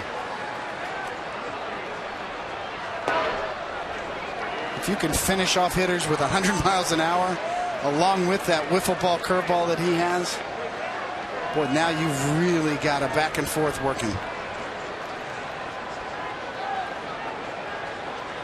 As a hitter, you almost just have to guess. And even if you guess right, there's no guarantee you can get wood on it. And there's a lot of ego involved, David, too. If you guess breaking ball, you look so bad on that 100-mile-an-hour fastball.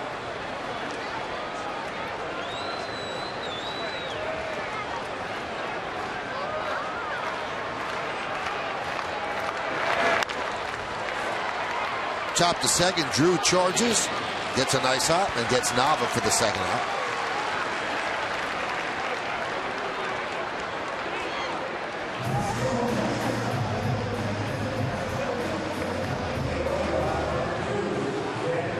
There's Xander Bogaerts. He is 0 for 3. A 6-game hitting streak on the line. Fly ball to right, strikeout, and fly ball to center.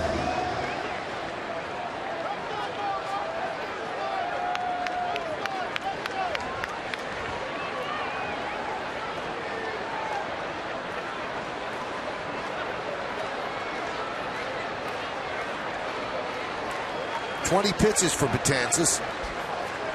Green started. Sean Kelly a perfect inning in the third. Adam Warren struggled a bit in the seventh. They brought in Betances to get out of that mess. And now he works a 1-2-3 8th inning against the Red Sox. We go to the ninth. Yankees are up 6-4.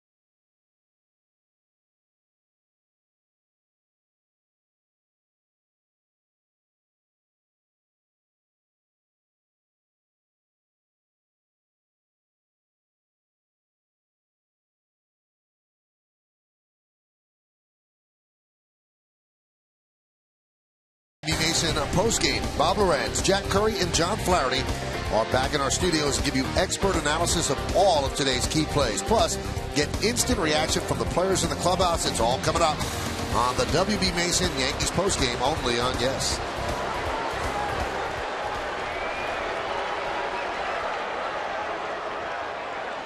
Jacoby Ellsbury will lead off against Tommy Lane here in the ninth inning. Yankees are leading 6-4 as David Robertson begins to throw in their bullpen.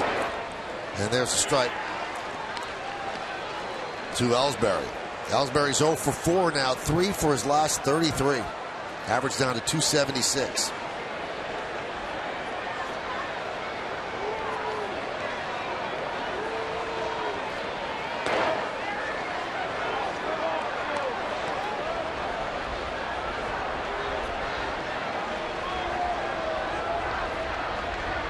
There's David.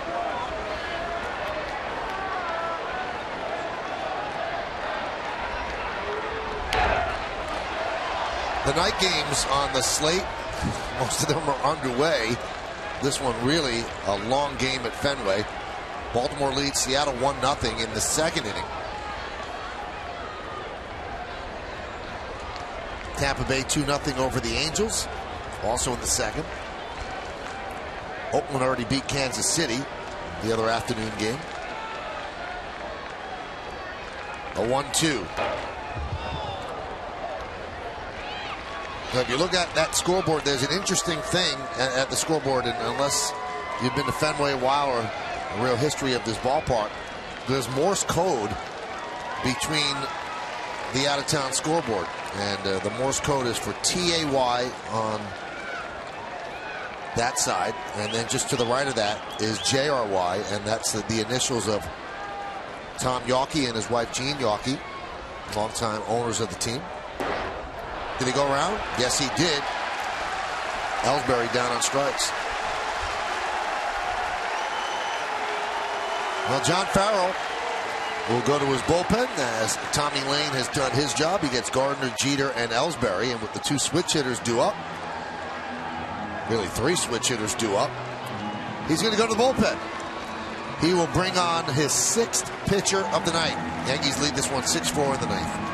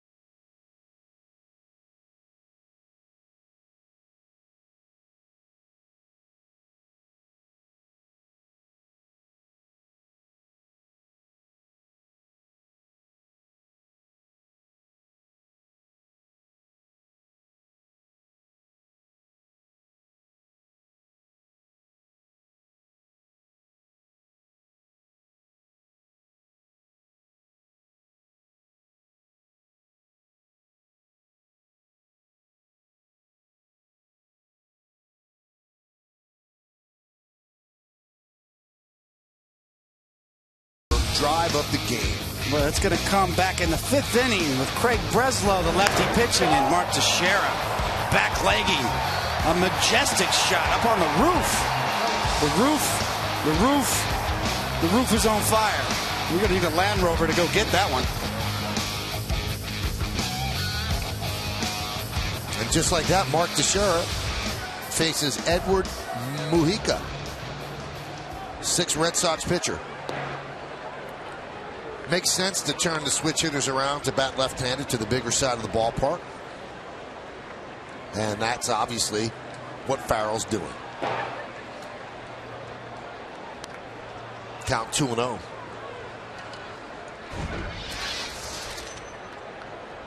'41st game for Mujica. And he goes 3-0 on Teixeira.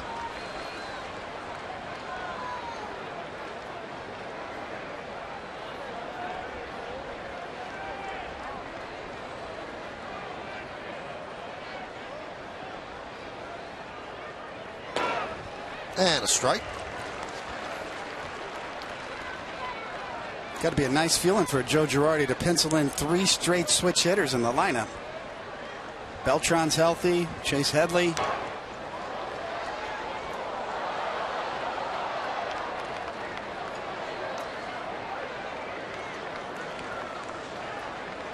It's definitely, the lineup has lengthened out with the additions. No big trades, but obviously, you know, Stephen Drew, Martin Prado, Headley. A healthy Teixeira and a healthy Beltran really make a difference. And, you know, Michael, we talked about it before, the Yankees offense and the quotes from Kevin Long earlier after last night's game. Really, the whole question surrounding this offense coming into the year was the health of this guy, Mark Teixeira, and also the second base and third base problems. Grounded through the shift. Got past the diving Holt. Pedroia couldn't get there, so Teixeira picks up a single.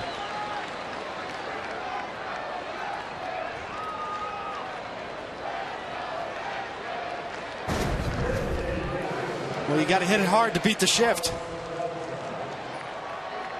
Just hard enough to get by.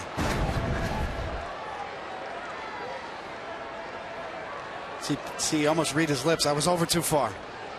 1 or 2 steps in defensive positionings makes all the difference in the world.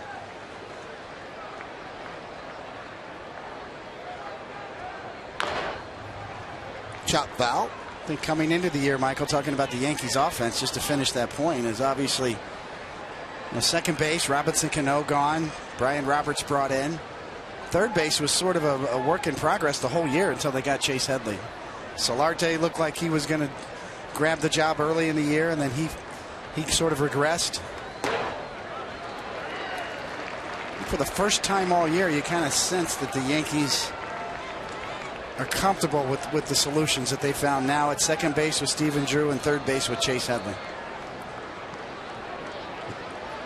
They will score more runs. If Beltran's healthy and Teixeira's healthy, they will score more runs than they've showed up to this point. You know, David, I couldn't agree with you more, because I think that in the previous incarnation of this Yankee line, especially at the beginning of this season, there was a lot of hold your breath positions. Gee, I wonder if this guy's going to keep this up, or this guy is he going to play the back of his baseball card.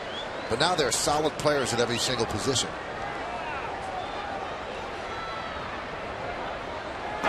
Joe Girardi's not going to have to mix and match as much. As we mentioned, these 3 switch hitters in the middle of the order. Can pencil Martin Prado in right field now, and Chase Headley at third base.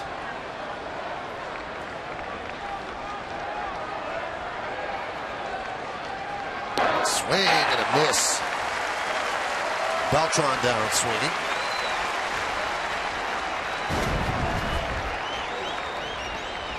Here comes the splitter, and it's a good one. Mujica, that is his best pitch.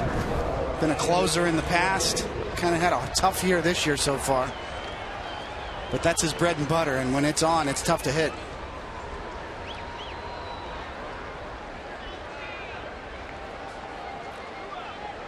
Here's Chase Headley. Big shift on for Headley. And a strike. And Headley's really flashed some leather in this series as well. Several diving, excellent plays.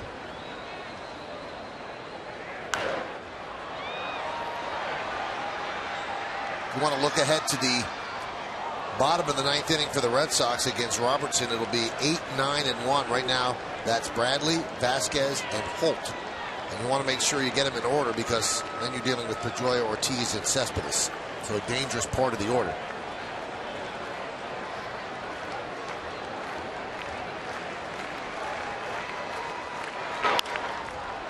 Fly ball shallow center. Coming on as Bradley can't make the play. Fields it on a hop. So a single for Headley.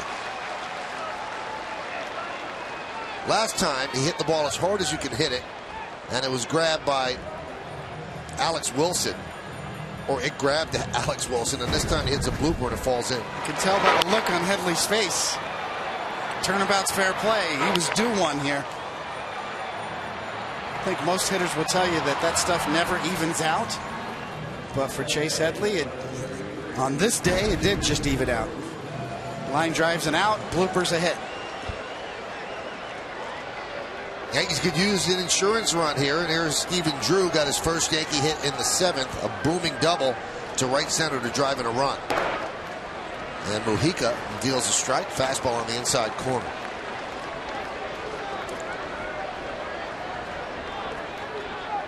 A nice day for Stephen Drew. 2 walks, the double, 1 strikeout. Seems more comfortable at second. Yeah, he made a couple nice plays. Looks okay at second base.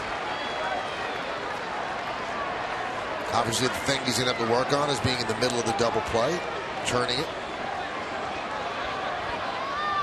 And he had some difficulty last night. Has not been tested today, at least in that sense. The 0-2. And Ted Barrett had the twitch, like he was going to punch him out, but didn't. 1 and 2. Yeah, a little bit of a flinch there.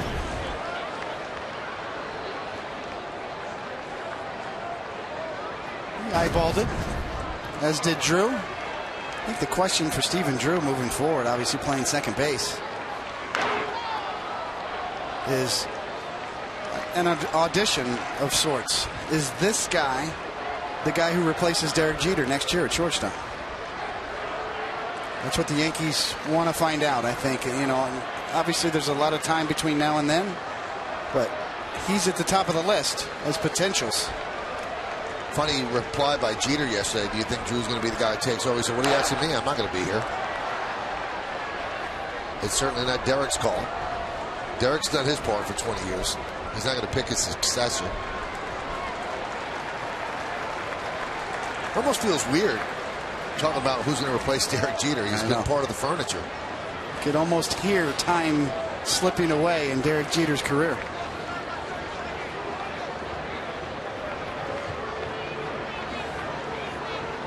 The 1-2. Driven deep to right field. Going back Nava. Still back track. And he makes the play right near the wall for the final out of the 9th inning. Drew flirts with a 3-run home run, but Nava ran it down. No runs, 2 hits, no errors, and 2 men left on base. We go to the bottom of the 9th, 6-4 Yanks.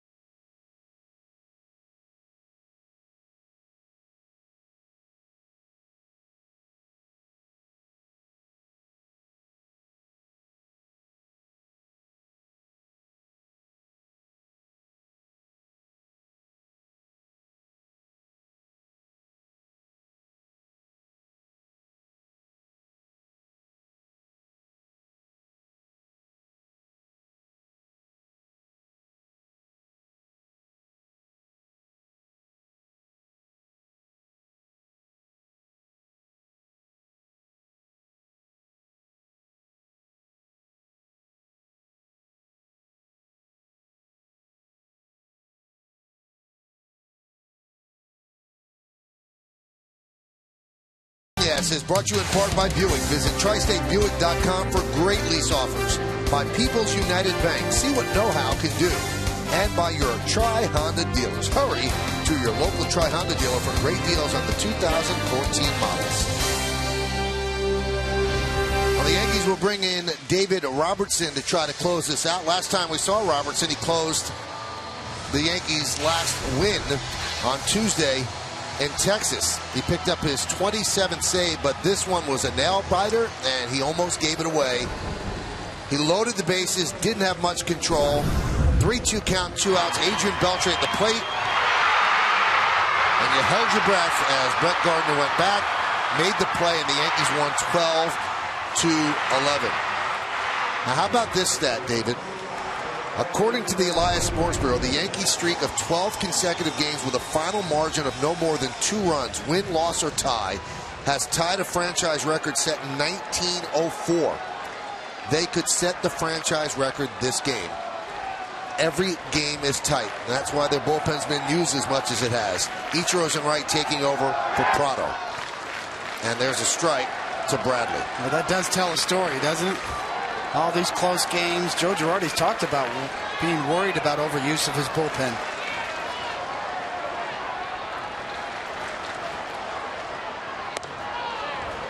I mean, you're walking this tightrope, David. You don't want to overuse your bullpen, but you've got to get wins. Well, the bullpen is the key reason why the Yankees have a chance this year. As you look at their run differential, scored fewer than they give up. The key is all those close games. The bullpen has come through so many times. That's how you beat the Pythagorean theorem. And run differential, you win the close ones. And your bullpen really tells the story. That was the old, I think that was a 52-foot curveball.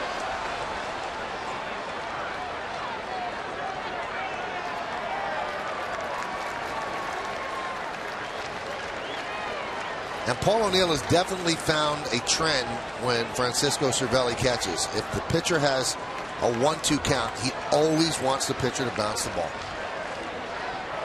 And they usually get outs that way. I'm a firm believer in that. If you can throw your curveball or off-speed pitch right on top of home plate, you can get some swings and misses. 2-2. Strike 3. Bradley down looking at a fastball. 1 away. Watch Cervelli's glove. Right to it. Very little movement.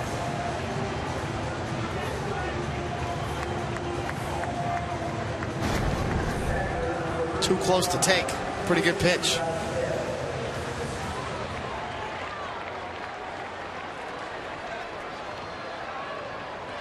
Here is Christian Vasquez. 1 for 3. RBI single in the second.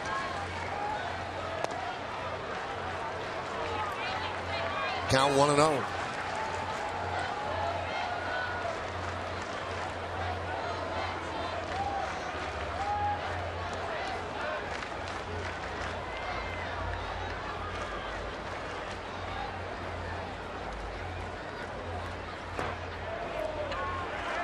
Fastball strike, 1-1.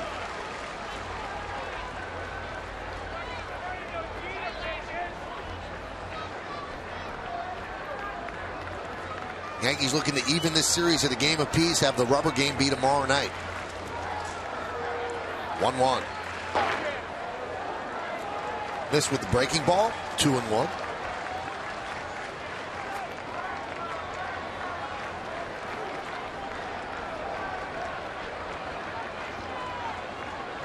This is an out that Robertson just has to have right here.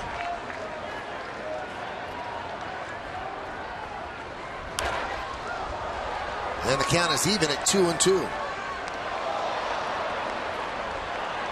Got a rookie who's never faced Robertson before. Robertson has the advantage. He should bury him right here. It's his best pitch. If he feels a good curveball, then drop it on him right here. But he needs to finish Vasquez right here. That's the mentality of a closer, especially a veteran against a rookie.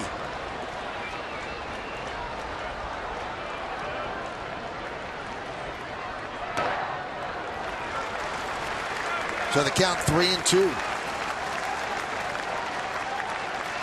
Robertson not happy with that pitch at all. Did not want to see this go to 3-2. Does not want to lose this hitter at this point in the game.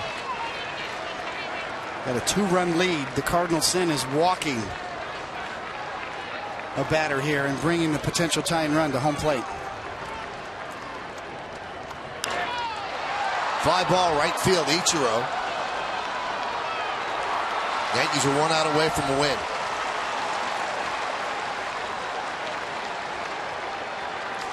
Just challenged him. He wasn't going to walk him. Yes, and that was the right thing to do there. I think he was a little disappointed in the 2-2 pitch, but he did what he had to do on 3-2. Here is Brock Holt. Holt today 1 for 3 with a walk and a run scored. Yankees 6. Red Sox 4. Yankees trail 3-0 after 2, but 4 runs in the 3rd inning. 1 in the 5th, 1 in the 7th, holding up to this point. Bottom of the 9th inning. And a strike. Yankees have lost 6 of their last 7 games, and to a man, they have pretty much said it's time to start winning. It's time to start hitting. It's time to start winning.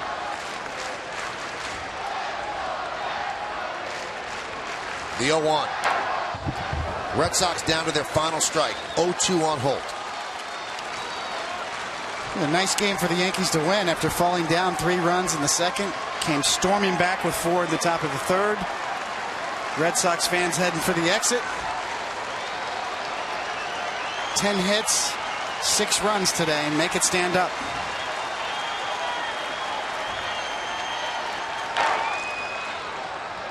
Foul ball.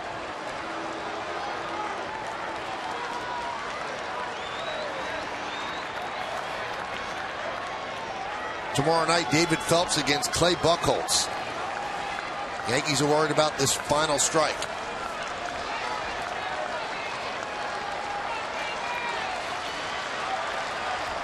And the 0-2. Lined into right field. It's a base hit. So they do not go down 1-2-3. Holt keeps them alive and brings up Dustin Pedroia.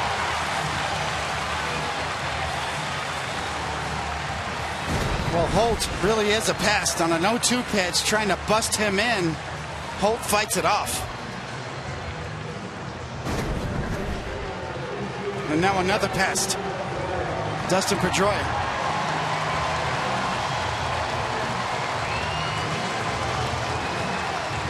Pedroia already has 2 hits tonight. He's 2 for 4.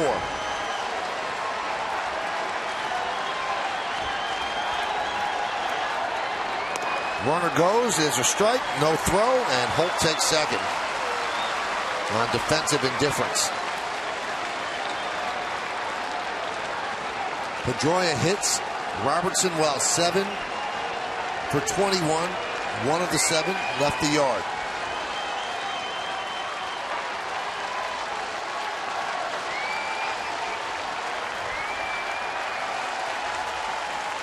The 0-1. Grounded to third. Backing up is Headley. Stays with a tough hop. Fires to first. And a backhanded scoop by Teixeira. And the Yankees win 6-4. Big smile by Chase Headley as Mark Teixeira saved the game right there with a backhanded scoop. Headley's been playing a great third base. The Yankee bullpen again does a really good job, David. And they needed this win. This is a tough hop for Headley. Watch the top spin. He's really got to go up to get it. Now the throw is low. And Teixeira just a snag. A wave and a snag working the glove from down to up is Teixeira. The top spin on this hop was very difficult for Headley. And Teixeira showing you how you do it. Glove low, go up with it. Nice pick. And there's the ball game as the Yankees win this one 6-4. Another save for David Robertson.